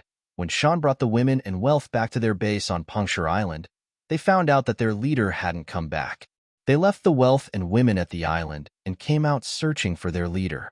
Then, they met me here because the ship I was on belongs to their leader. Qingxue, how come you were on that ship in the first place? Also, what happened that day? I know you went to find your mom, and she's fine now, so don't worry about it, Yemo said. My mom's fine. Ning Qingxue's heart felt relieved. Although she hadn't mentioned it out loud, her worry for her mother was always there. Even though her mother had told her to avoid contact with Yemo, she was still her mother. Not to mention, her mother wasn't trying to harm her. Seeing Yemo nod, Ning Qingxue recounted everything that had happened after she boarded the plane. Yemo nodded. This was pretty much conformed to what he had investigated. Eden was still shocked. He wouldn't have expected the Japanese to be bold enough to do something like this. Abducting this many scientists. Everything was pretty much clear now, other than how the leader had disappeared. Ning Qingxue knew a little about how the leader disappeared, but she didn't say anything. Yemo gave Eden a look and said, You can give this information to the Pentagon. I believe they will be interested. Although Yemo really wanted to go eradicate that Black Sun Empire, his joy of seeing Ning Qingxue made him just want to bring her back and not go around fighting anymore. Letting the Americans fight the Japanese was more ideal. I would still like to save Daphne, and since you're this powerful, Eden looked hesitantly at Yemo. He knew Yemo was strong, but Yemo had found who he was looking for already. He didn't know if Emo would be willing to help him find Daphne. Emo, of course, knew what Eden meant. Although he didn't want to go to that puncture island, Eden was a good person. Even after being hit by a cannon, he didn't run away with the boat. They were both here to find people. He couldn't just brush it off and leave after getting what he wanted. Ning Qingxue looked at Emo in confusion. Emo told Eden's story to her. Looking at Eden's pleading eyes, Ning Qingxue thought that Eden must be feeling quite similar to how she had felt the Eden before.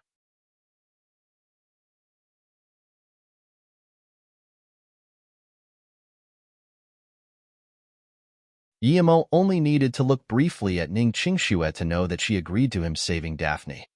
Emo only needed to look briefly at Ning Qingxue to know that she agreed to him saving Daphne. He immediately turned around and told Eden, "In that case, come on the fishing ship. This ship isn't too convenient." Sean looked at Emo with fear and said, "This ship has motors too." Eden quickly translated Sean's words. Emo waved his hand and said, "Then, Eden, tell Sean to pilot the boat and not to try to play any tricks on us." Although he didn't know the location of the puncture island, Sean still piloted the boat for 2 days and said there was still some way to go. Emo realized that the island was indeed in the middle of nowhere. On the 3rd day, Eden suddenly ran to Emo to tell him that he had found the U.S. patrol ships with the radar aboard. Emo could guess that these ships had probably come to find the missing Bima, but since the pirate ship had managed to scan them, this meant that they must have also discovered their own ship. "Oh, Eden, what do you think?" Emo asked Eden. He knew that Eden would probably want to contact the U.S. Navy and use them to annihilate the pirates. Eden immediately said excitedly, "Of course, contact them immediately. With their help, not only can we save Daphne, but also other people. What is more, the Japanese shenanigans will be exposed." Although Eden knew that Emo was very good at fighting alone, he felt the U.S. Navy was more reliable when it came to going to the Pirates' Cove. Emo nodded, agreeing with him. "Okay, Eden, control Sean and then take the ship towards the U.S. Navy. In fact, we don't need to go to them. As long as we don't avoid them, they will come over." "Okay, I was also thinking that too. Why control Sean, though? He doesn't dare to do anything with you here." Eden asked with curiosity. Emo shook his head. "No, I'm about to leave with my wife. I hate the U.S. Navy, goodbye." "But if you drive the ship away, will I have to go on the lifeboat and row from there?" Eden cried. He was kicked off the boat many times, and so he thought Emo was kicking him off the boat again. Emo smiled and patted Eden's shoulder. "Of course not. I'll take the lifeboat.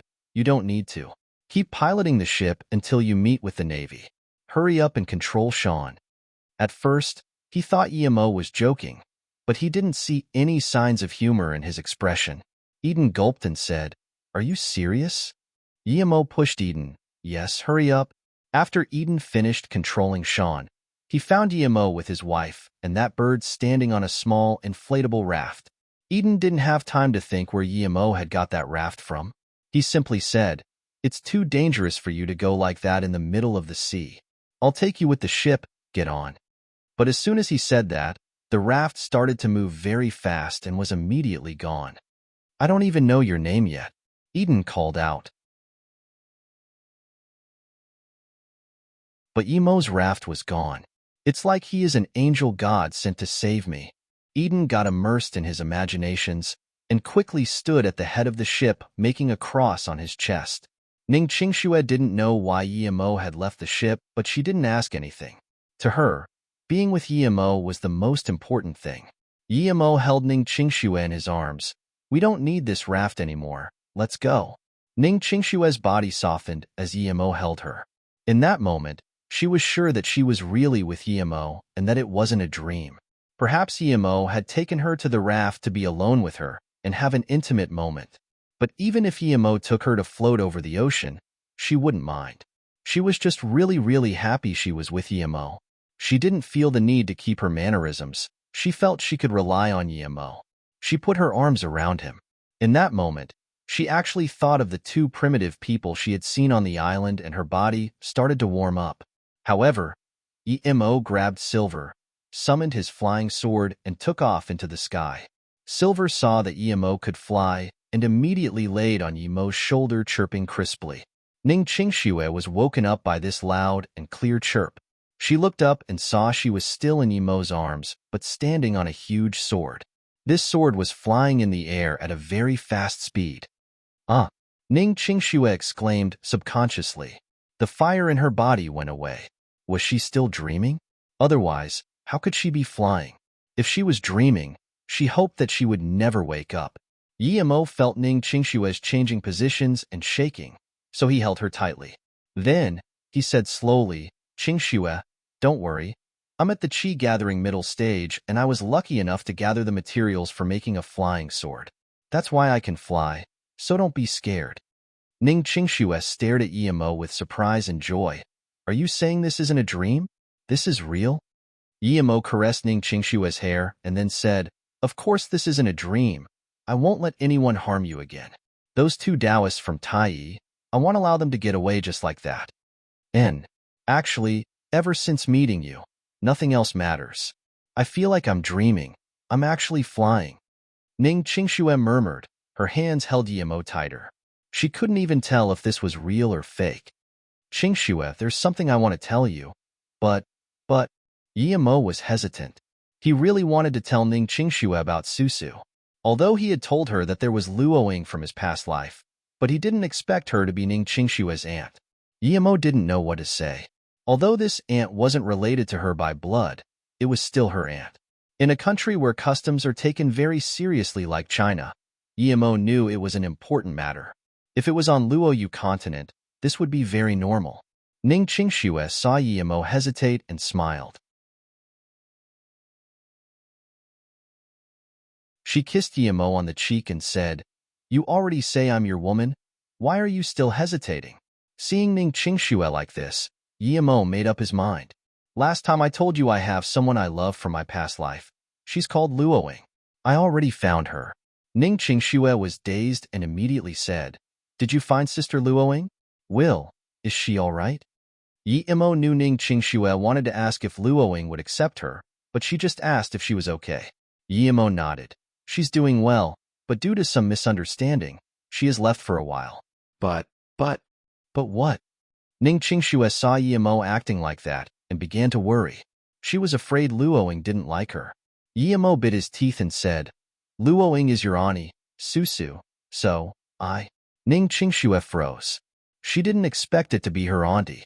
That day, when she had seen her auntie come out from the tent with Emo, she had had this feeling. Now that Emo said it himself, she knew her premonition had been accurate. Auntie? Ning Qingxue repeated subconsciously. Her mind was a little chaotic. Although her auntie wasn't blood-related, she didn't know how to feel about having married the same man as her auntie. Looking at Ning Qingxue, Emo sighed, Sorry, Qingxue, I really didn't expect things would be like this. There are many things that I can't tell you now, but those things really can't be controlled by humans. Seeing Emo say this with heavy expression, Ning Qingxue suddenly felt better. Why should she worry about this? Susu wasn't her biological auntie. When she had been about to die, she had made up her mind that no matter what, as long as she could see Emo, she would give up everything. In that case, why should care about this small thing? Thinking about this, Ning Qingxue suddenly put her arms around Emo's neck, while she reached her tongue stiffly into Emo's mouth. Emo got happy because Qingxue's reaction, he could see that she didn't even care about it. His reply was also a little stiff. Both were new to this. Ning Qingxue's body became softer and softer. Emo's heart also burned with fire. If they hadn't been in the air, perhaps both of them wouldn't have been able to control it. Silver chirped unhappily on the side, as though it felt unhappy for being ignored. Emo also got focused. He thought of Luoying. Although he had accepted Qingxue, he couldn't do things that would betray Luoying before he found her. Thank you, Qingxue. Emo hugged Ning Qingxue tightly. Ning Qingxue shook her head and said quietly, When I got back my memories, I made up my mind. No matter what, I can lose anything but you. Sister Susu has no blood relations with me, but even if she were my real auntie, I think I wouldn't want to leave you. Emo's heart beat quickly. It was wounded with many holes by Ning Qingxue's words. He knew Qingxue was extremely emotional, but he didn't expect her love for him to be this unrelenting. Perhaps when she said this, she hadn't thought about the consequences. But this love that didn't consider consequences made Emo feel her persistence, and also have a heavy burden in Emo's heart.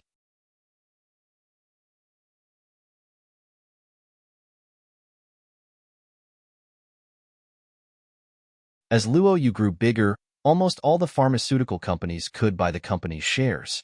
Even if they weren't a subcontractor, they could get benefits out of it due to being related to their own subcontractor. Except Yuan Bei Corporation. As Luo Yu grew bigger, almost all the pharmaceutical companies could buy the company's shares. Even if they weren't a subcontractor, they could get benefits out of it due to being related to their own subcontractor. Except Yuan Bei Corporation. Not only their young CEO had failed at being selected, he was also called names and kicked out. He had become a joke. Not only a joke in the pharmaceutical industry, but also a joke among civilians. If Yuan Bei's problems could be helped, they still wouldn't be the #1 pharmaceutical corporation in Asia. What is more, even if Yuan Bei could, their young CEO couldn't. But Yuan Bei no longer needed to resist it anymore, because Luo Yu had raged at them first. They seemed to have great enmity with Yuan Bei. Not only did they kick Yuan Qibing out of the conference in front of the whole world, they also said that those who collaborate with Yuan Bei Corporation will not be accepted in Luo Yu. Bam! Yuan Qibing slammed the table. Before their corporation could do anything, this newcomer had dared to set them up. It was outrageous. What made him angrier was that the men his father had sent to capture Ning Qingxue happened to be on the plane that had gone missing. Luo Yu, okay. Since I can't have Ning Qingxue, I will use you Miaodon instead. Although you're a bit old, but it makes you dirtier in bed. Yuan Qibing's tone was cold. The veins in his head popped out. A man in his 50s walked in saying calmly, Bing, you're too impetuous. Behind him, there was a middle-aged man of medium build in his 40s. Yuan Qibing quickly got up. Dad, Uncle Ping, you're here? The man in his 50s was the CEO of Yuan Bei Corporation, Yuan Zhirong. Uncle Ping was Yuan Zhirong's right hand. Many years ago, Yuan Zhirong had saved Che Weiping from death. In order to pay back this debt, Che Weiping pretty much sold his life to Yuan Zihirong and changed his name to Yuan, becoming Yuan Weiping. Yuan Zhirong sat down and said, it's said people plan things and the heavens decide about them. This failure is just bad luck, not a misplay on our side. But I'm surprised that a mere company like Luo Yu dares to attack us. They are just newcomers. How dare they attack us? Dad, do they have very strong support? Yuan Qibing calmed down. His annoyance was truly due to the loss of Ning Qingxue. Yuan Zhirong shook his head. I told Weiping to investigate. He didn't find any strong governmental support. There are 2 CEOs in Luo Yu.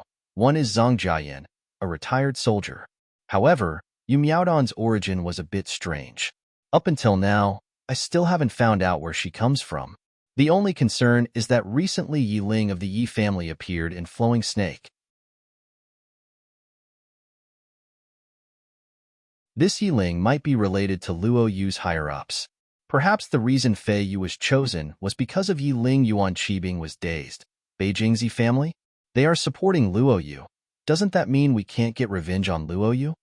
He was thinking that if the Yi family protected Luo Yu, then it would be hard to get Yu Miaodon to bed. Although the Yi family wasn't as big as before, it was still significant. Yuan Zhirong shook his head. Yi Ling is nothing to worry about. She can't represent the Yi family. She's representing herself. What is more, the Yi family can't even cope with themselves, much less with Luo Yu. If the Yi family was involved in pharmaceutics, then we would need to be careful, but they aren't. Yuan Qibing nodded. He understood what his father meant. It said that there was an internal conflict going on in the Yi family. Yi Weiqi and Yi Weijin, who both had high positions in Beijing, had been kicked out. Yi Wenqi died in less than half a year. Plus, the old man, Yi Beirong, had retired and the Yi family has no successful younger generation. They could only push Yi Zifeng, who was in his 20s, to be the new family leader. So, although the Yi family still had the name of the 5 big families of China, it was declining. But even so, they weren't something the Yuan family could compare with. Luo Yu is acting like a little kid, saying that those who cooperate with us will be excluded from cooperation with them. Do they think that they can win like this? Yuan Zhirong sneered. Yuan Qibing opened his mouth. He was about to make a statement saying that those who collaborate with Luo Yu would also never be considered by Yuan B. Now that his father put it like that, it was indeed immature. But then, Yuan Zhirong seemed not to see his son's expression and continued, Bing. You can also make a statement saying that those who collaborate with Luo Yu will never be considered by Yuan Bei.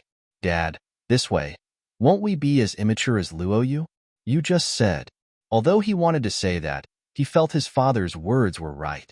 They can't deal with things immaturely like that. Immature? I will let them know that we're also as immature as them. I want to see who can be more immature. Yuan Zhirong sneered. Then, he continued, Wei Ping, spread immediately a few rumors denigrating the beauty pill at the same time. Also spread a few rumors saying that those who take the healthy pill will lose organ functions. We must have specialists prove this as well. I will contact the Department of Hygiene and Medicine. If can't destroy them completely, I won't need to do business anymore. At the same time, I will let journalists go promote for Luo Yu. Wei Ping, you need to remember, you must make the victim believe that it's due to the pills. We can't buy this favor. Dad, are you saying that we should pretend we're immature and that we want to fight with Luo Yu, but then secretly attack from behind? Yuan Qibing had a surprised look on his face. Although he also wanted to do this, he felt it was harsh. Father would use the government and the media together, and then use victims to step on Luo Yu. This was much easier. Then, Yuan Qibing suddenly thought of the Yi family. Although they were on decline, it still was something the Yuan family shouldn't mess with. Thinking about this, Yuan Qibing immediately said, Dad, if the Yi family. Yuan Zhirong waved his hand and said, Binger, just do as I tell you. Yi family won't help Luo Yu. Even if they do, they will be dealt with. Furthermore, the current Yi family leader, Yi Zifeng, is very conservative. It is highly unlikely they will intervene in this, but I really hope they do. Yuan Zhirong sneered. In him, Yuan Qibing saw the face of being a mastermind. This gave Yuan Qibing a huge confidence boost. He felt he still needed to learn a lot from his father. Dad, last time you sent people to Flowing Snake, then Yuan Qibing thought of the two things his father had said last time and couldn't help feel his dad had planned this all along. Yuan Zhirong waved his hand. Your Uncle Ping will take care of this, you don't need to worry about it. Compared to Yuan Bei Corporation's schemes, Yu Miaodong seemed calm. Even if Yimo didn't call back, she was planning to attack the Yuan Bei Corporation, and with more reason if Yimo called for her to target them. So the day Yimo called, Yu Miaodong immediately held a high-level meeting. Yang Ju had accomplished a lot recently and was allowed in this meeting. But as soon as he came, he said something that shocked everyone. It was that he and Han Zai would go kill the Yuan family father and son. To be honest, although Zhang Jiayan and they didn't like Yang Jio's suggestion, Yu Miaodong was touched. It would indeed be a clean cut if they did it. She came from the mafia, so she didn't mind that. But Zhang Jiayan came from the military and he strongly rejected this. I feel that recently, there have been a lot of anonymous people appearing in Flowing Snake. They all seem to be investigating our corporate secrets. I think it's important to attack the Yuan Bei Corporation, but it's also important to protect our corporate secrets. Su Ping said carefully. He wasn't Earth level yet, only Black level middle stage. Although he had a Qi increasing pill, he needed to reach Black level peak before he could use it. The reason he was this careful was that he had found a lot of ancient martial artists amongst the people who had come to Flowing Snake. He didn't mention this fearing to cause panic. Does Brother Su also feel this way? In fact, I've long been feeling this too. I feel like we need to establish a system in Flowing Snake. Otherwise, this is too chaotic. Random people can come in and out of Flowing Snake casually, said Yu Miaodong frowning. Zhang Jiayan sighed. Establish a system? Flowing Snake is the borderland between 3 countries. 80% of our land belongs to Lucé, and 20% belongs to Vietnam. If we overtly rule there, then we're declaring independence. Neither Lucé nor Vietnam would allow this. Can we fight against 2 countries? Mo Hai sighed. In fact, I'm afraid we've already caught the attention of those 2 countries. Flowing Snake was a barren place before, but now it's getting more and more prosperous. I feel like Lucé is about to do something. However, Yi Qianbei still hasn't come back yet. I wanted to mention it, but I didn't know what to do.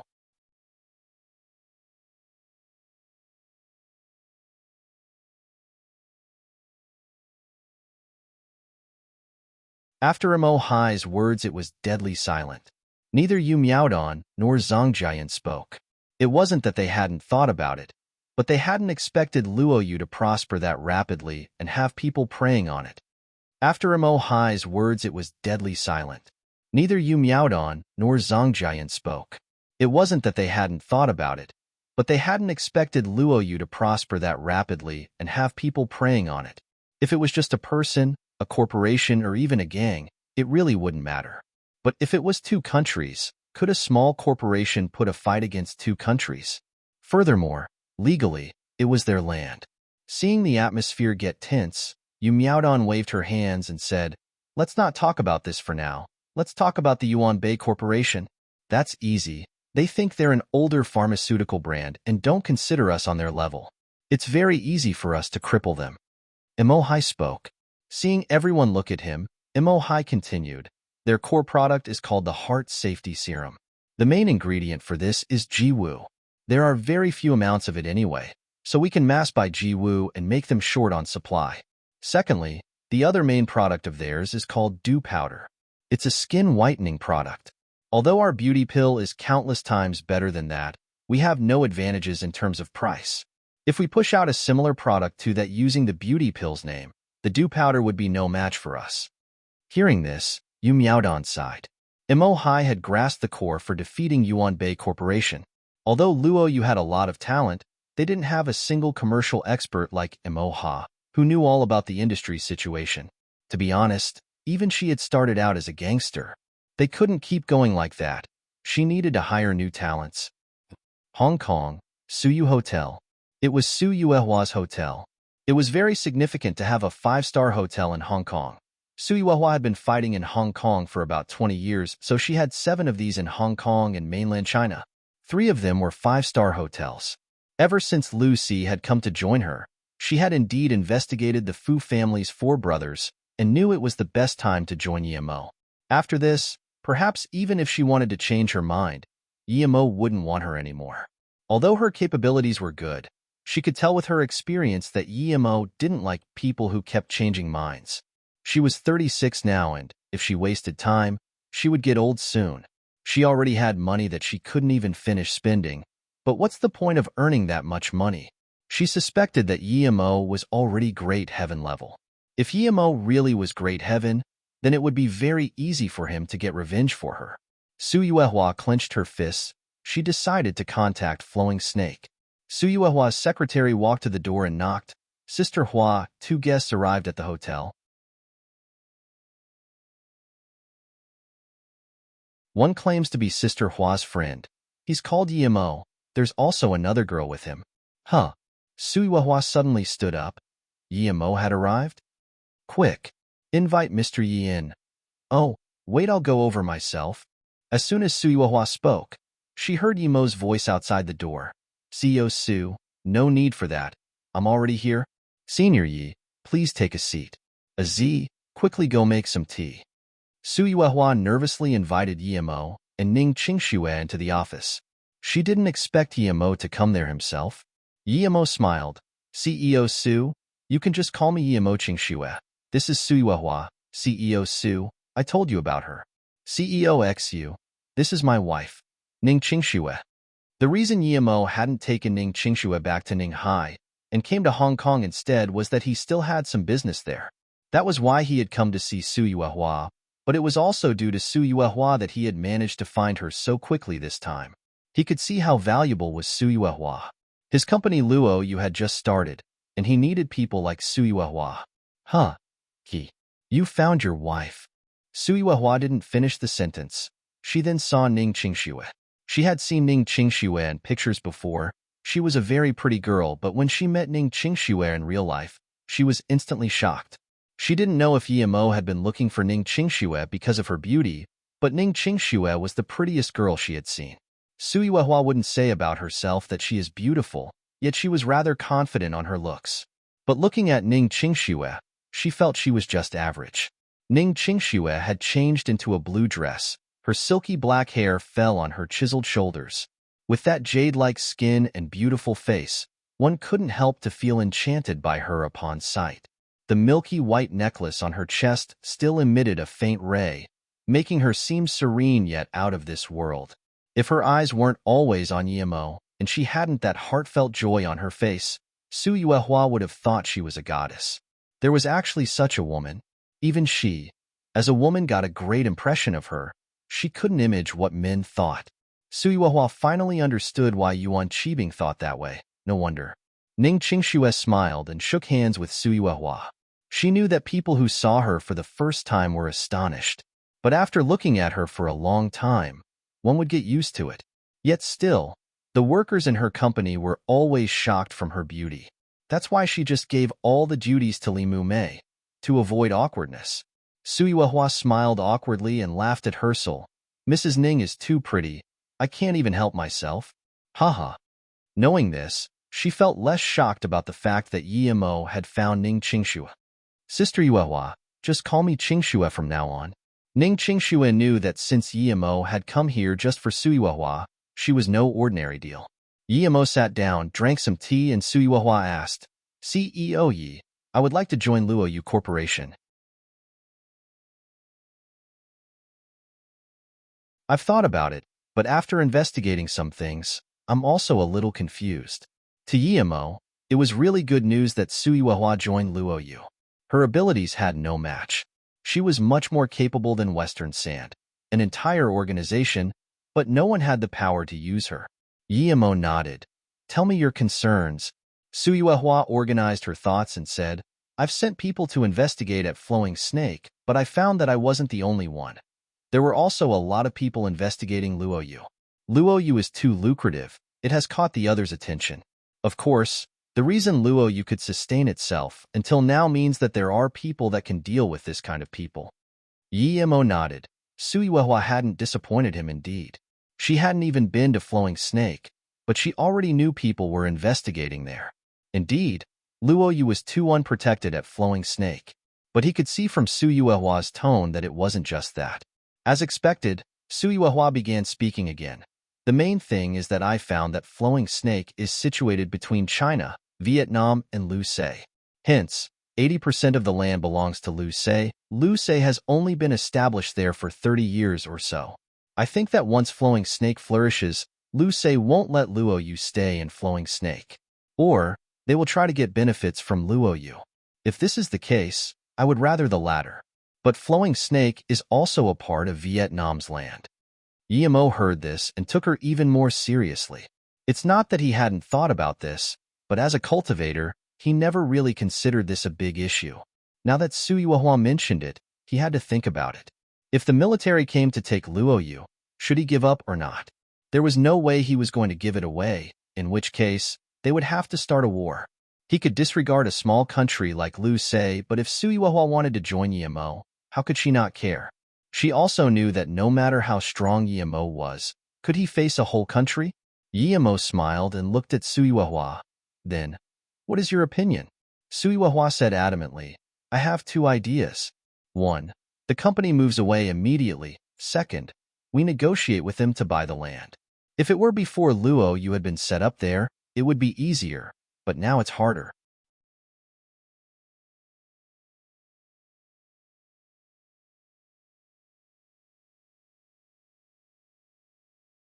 Yimo nodded. You take this as a way of knowing that I was right about you. But don't worry about it. Since it was me who dared to open factories at Flowing Snake, I also have the ability to settle things. Is there anything else? Yimo nodded. You take this as a way of knowing that I was right about you. But don't worry about it.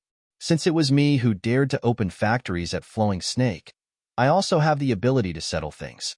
Is there anything else? Hearing Yimo's words, although Su Yuehua was still doubtful, she could only suppress it and continue. There's an organization in Hong Kong called the Hong Kong Four Strange Looks. The leaders of this organization are 4 brothers, but these brothers are cruel and heartless. Even Zhao Bianyi does dare to easily offend them. I suspect these 4 brothers might try to harm CEO Yi. The reason is due to your qi increasing pills. Since the last time you left Western Sand, they have spent a fortune to get a Southeast Asian organization to make laser bombs, and they've been collecting information about you. Laser bombs? Emo frowned. Thinking about it, he remembered when he killed Renshaw. If laser bombs were the ones Renshaw had thrown last time, then he might get hurt if he wasn't careful. If many of those bombs went off at the same time, the consequences would be serious. But Emo thought there wouldn't be too many of those bombs. Seeing Emo frown, Suyuehua continued, the Fu brothers might have a real ancient martial arts cultivation method. And, I suspect their big brother, Fu Eugene, is yellow level. Emo nodded and said, Thank you, Sister Yuehua. I will go visit these 4 brothers later. Suyuehua heard this, and she rejoiced that Emo considered her on his team now. Emo had definitely approved Suyuehua's intelligence capabilities. Although he didn't even consider the 4 strange looks a threat. If they really had the laser bomb and ambushed him, he could be fine. But what about Qingxue? If Qingxue got hurt again, would killing them solve the problem? Emo turned around and said to Ning Qingxue, Qingxue, stay with Sister Yuehua for now. I'll be back soon. You can call home to say you're safe. In a mansion in Hong Kong, the 4 brothers gathered to discuss attacking Emo. 4th brother, you're right. As soon as Emo returned to Hong Kong, the first place he went to was the Suyu Hotel, Fu Yuin said with excitement. Fu Yuhai nodded and said with confidence, that day Emo met with Suyuehua. It must have been because he wanted to hire her. Although Black Widow is a bit greedy, she has good abilities. Emo must have given her some time to think about it. If he couldn't find that Ning Qingxue at sea, the first thing he would do is to come see that Suyuehua. Fu Eugene frowned and said, 4th brother, I have a bad feeling about this. I heard that he didn't come back alone this time. He brought a girl to Suyu Hotel.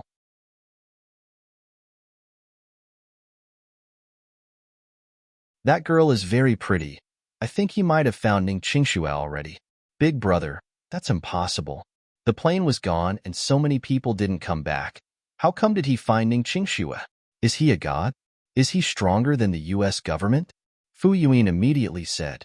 Fu Yusin said, Big brother, I also didn't agree to attacking Emo before, but since we made a decision, we can't keep changing minds. It's too early and we haven't prepared yet. Fu Yuhai nodded. It's a bit early indeed, and we only got one of those laser bombs. If we wait another week, we can get 2 more. That's like a mini nuclear bomb. I think that even if Emo is Earth level, he wouldn't be able to escape. Do you think Black Widow knows about us buying the laser bombs? She knows everything in Hong Kong. If she hears about this and tells Emo, then it would get dangerous. Fu Eugene said with worry. Big brother, you're worrying too much. Let's not discuss whether she knows about it. Even if she did, would she think we're trying to attack Emo? Fu Yuin argued. And let's do this.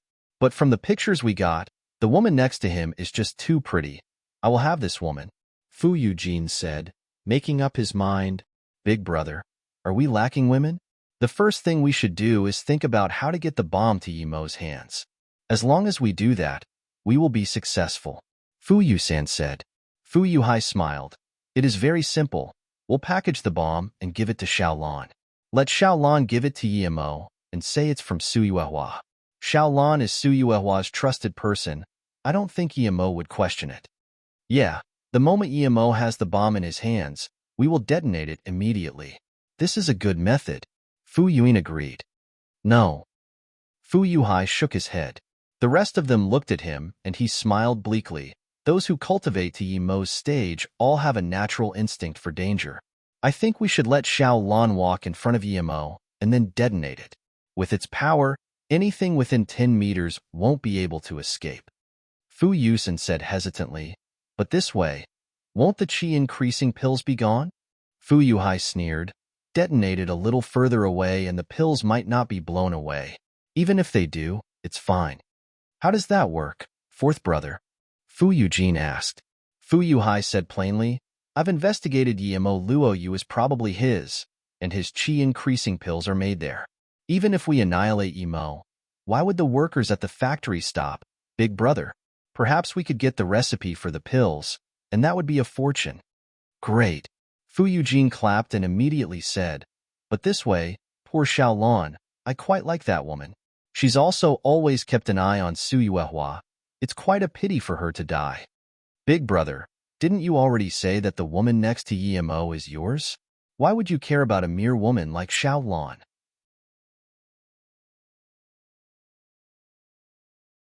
Once we all have qi increasing pills, even Suyuehua will be ours. What can she do to us? By then, we'll go on her together. Fu Yuan said. Ha ha ha. The four brothers laughed in agreement. Obviously, they were very happy with Fu Yohai's plan. But before the four had finished laughing, there was a monotone clapping. Not bad. The plan is very good, but you overestimate yourselves. Even if you got the bomb in my hands, you would injure me at most. Yichinbei. The four brothers stood up at the same time and looked at Yimo in horror. They really couldn't understand how Yimo had come in this meeting room. This was their most secretive place. There were many guards, and anyone who approached it within 20 meters would be found. The fact was Yimo had appeared in front of them, but no alarm was set off. Xiaolan, is it you?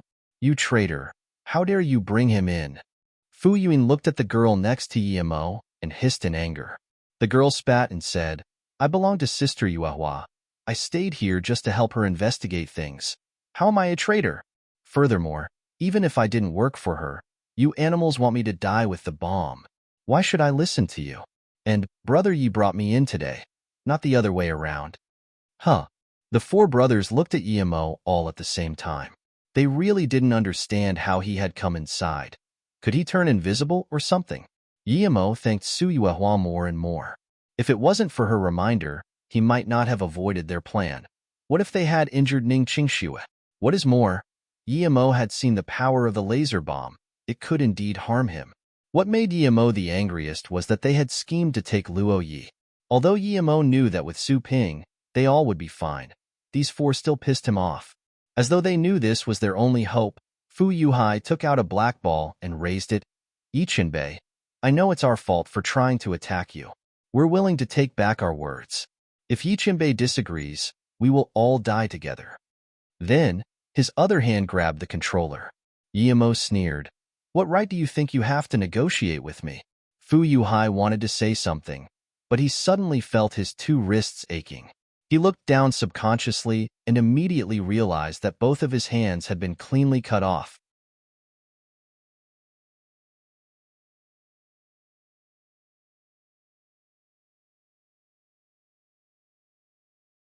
Chapter 426, Snow Mountain Ancient Tomb. Chapter 426, Snow Mountain Ancient Tomb. Fu Yuhai only dazed around for a moment before the blood from his broken wrists shot out like a jet stream. Immediately, he fell on the ground unconscious. The moment Fu Yuhai fell on the ground, the other three came back to reality and all looked at Yimo in shock. When they saw the bomb and controller in Yimo's hands, their minds went blank. They tried to rate Yimo as highly as possible, yet they eventually still underestimated him. They didn't even know when Yimo made a move, nor how he had taken the bomb and controller. Xiaolan even almost fainted. Due to the mind-blowing qi increasing pill, they tried to gamble, but before the gamble even started, they had already lost. Fu Yuan shivered. The first to stand up and talk was Fu Yuhai. He knew that in front of Yimo, they were mere insects. Regret was the only thing they felt now. If it wasn't for the encouragement of second and fourth brother, he wouldn't have thought about ambushing Yimo. With Yimo's power, even if they had succeeded, they might have not been able to kill Yimo. He was just too powerful. When they made their plan, they only had eye for the might of the qi-gathering pill but failed to calculate the might of Yimo properly. Nor would they have expected Black Widow to plant Xiaolan next to them. Yichinbei, we had eyes but didn't see Mount Tai. We're willing to give all we have and merely beg Qianbei to have mercy on us, Fu Yuhai said. He knew he could only beg now. Yimo sneered. You're the Hong Kong Four Strange Looks, aren't you? I really don't understand how your dog balls got so big. You saw me kill that Bao Ya, yet you still dared scheme for my qi increasing pill? Yimo really couldn't understand. As long as they had at least a bit of brains, they shouldn't have risked it no matter how greedy they were, unless there was really something worth throwing away their life for. With their status, something that could attract them wouldn't be some ordinary thing. Hearing Yimo's words, a sliver of hope appeared in Fu Yuhai's eyes. He immediately vowed, I'll gladly tell the reason why we wanted the chi-increasing pill as long as Qianbei has mercy on us. Emo sneered, you don't have the right to negotiate with me. You have 3 seconds to start talking, or else you can go ahead and keep it a secret forever. Qianbei, please don't attack, we'll talk. Fu Yuan spoke before Fu Yuhai.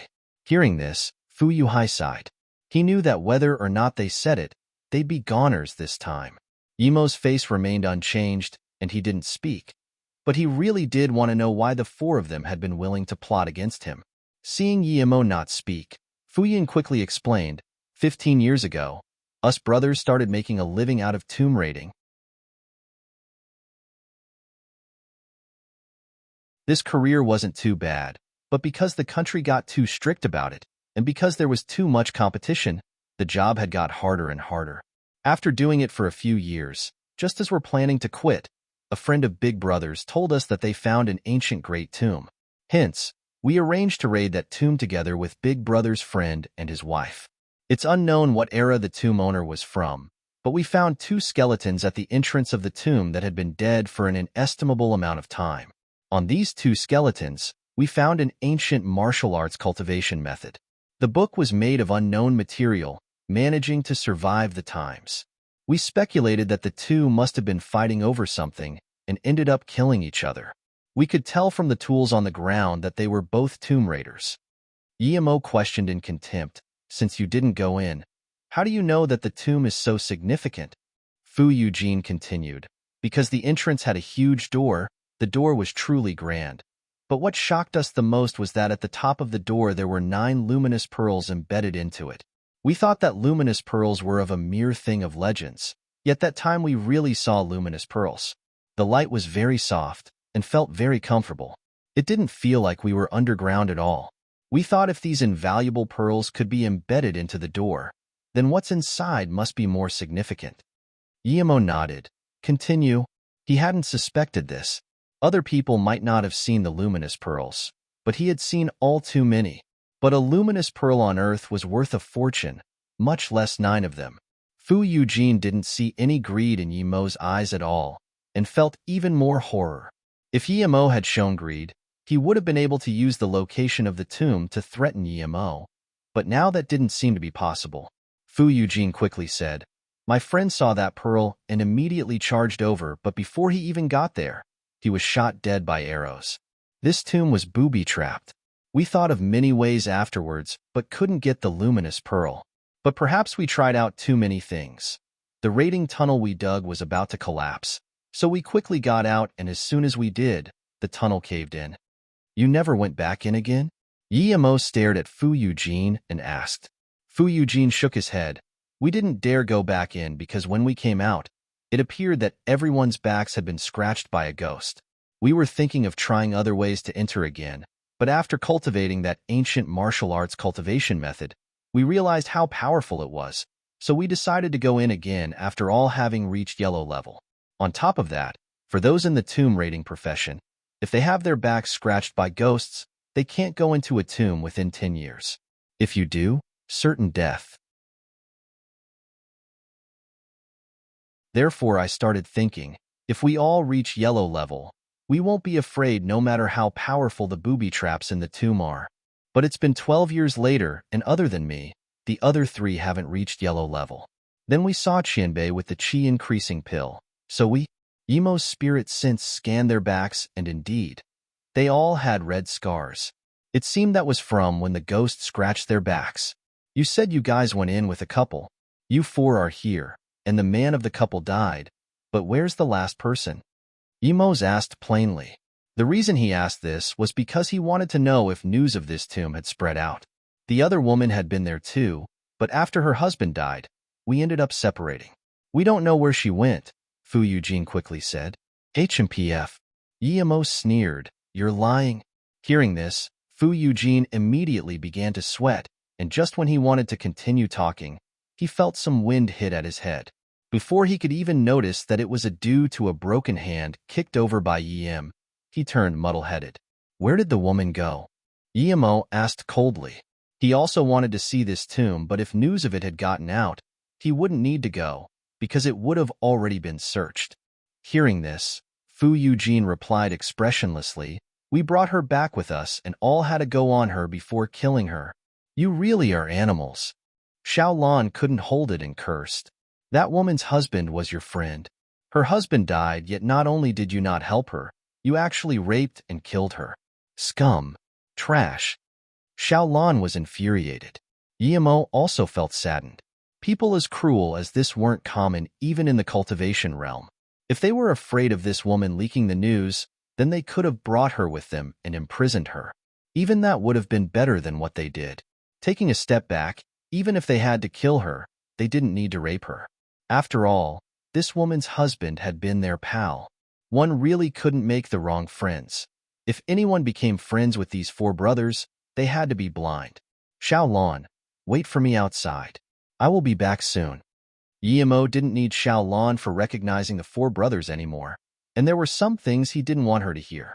And Xiao Lan knew what Yimo meant and walked out. Yimo burned Fu Yuhai with a fireball and then continued to ask Fu Eugene, "Tell me the location of that tomb." "It's in Yunzhong Province, Snow Mountain." Fu Eugene replied without hesitation. Fu Yuin looked at his big brother in shock. He thought his big brother would use this as a protective measure, yet he confessed it without hesitation. Fu Yuin had desperation in his eyes as he took out a small goat skin booklet and passed it to Yimo, saying, "Yichinbei, this is the map of that tomb and our cultivation method. You're tuning in to the Warrior Lore YouTube channel. Don't forget to subscribe and join us on this journey to catch the most captivating stories."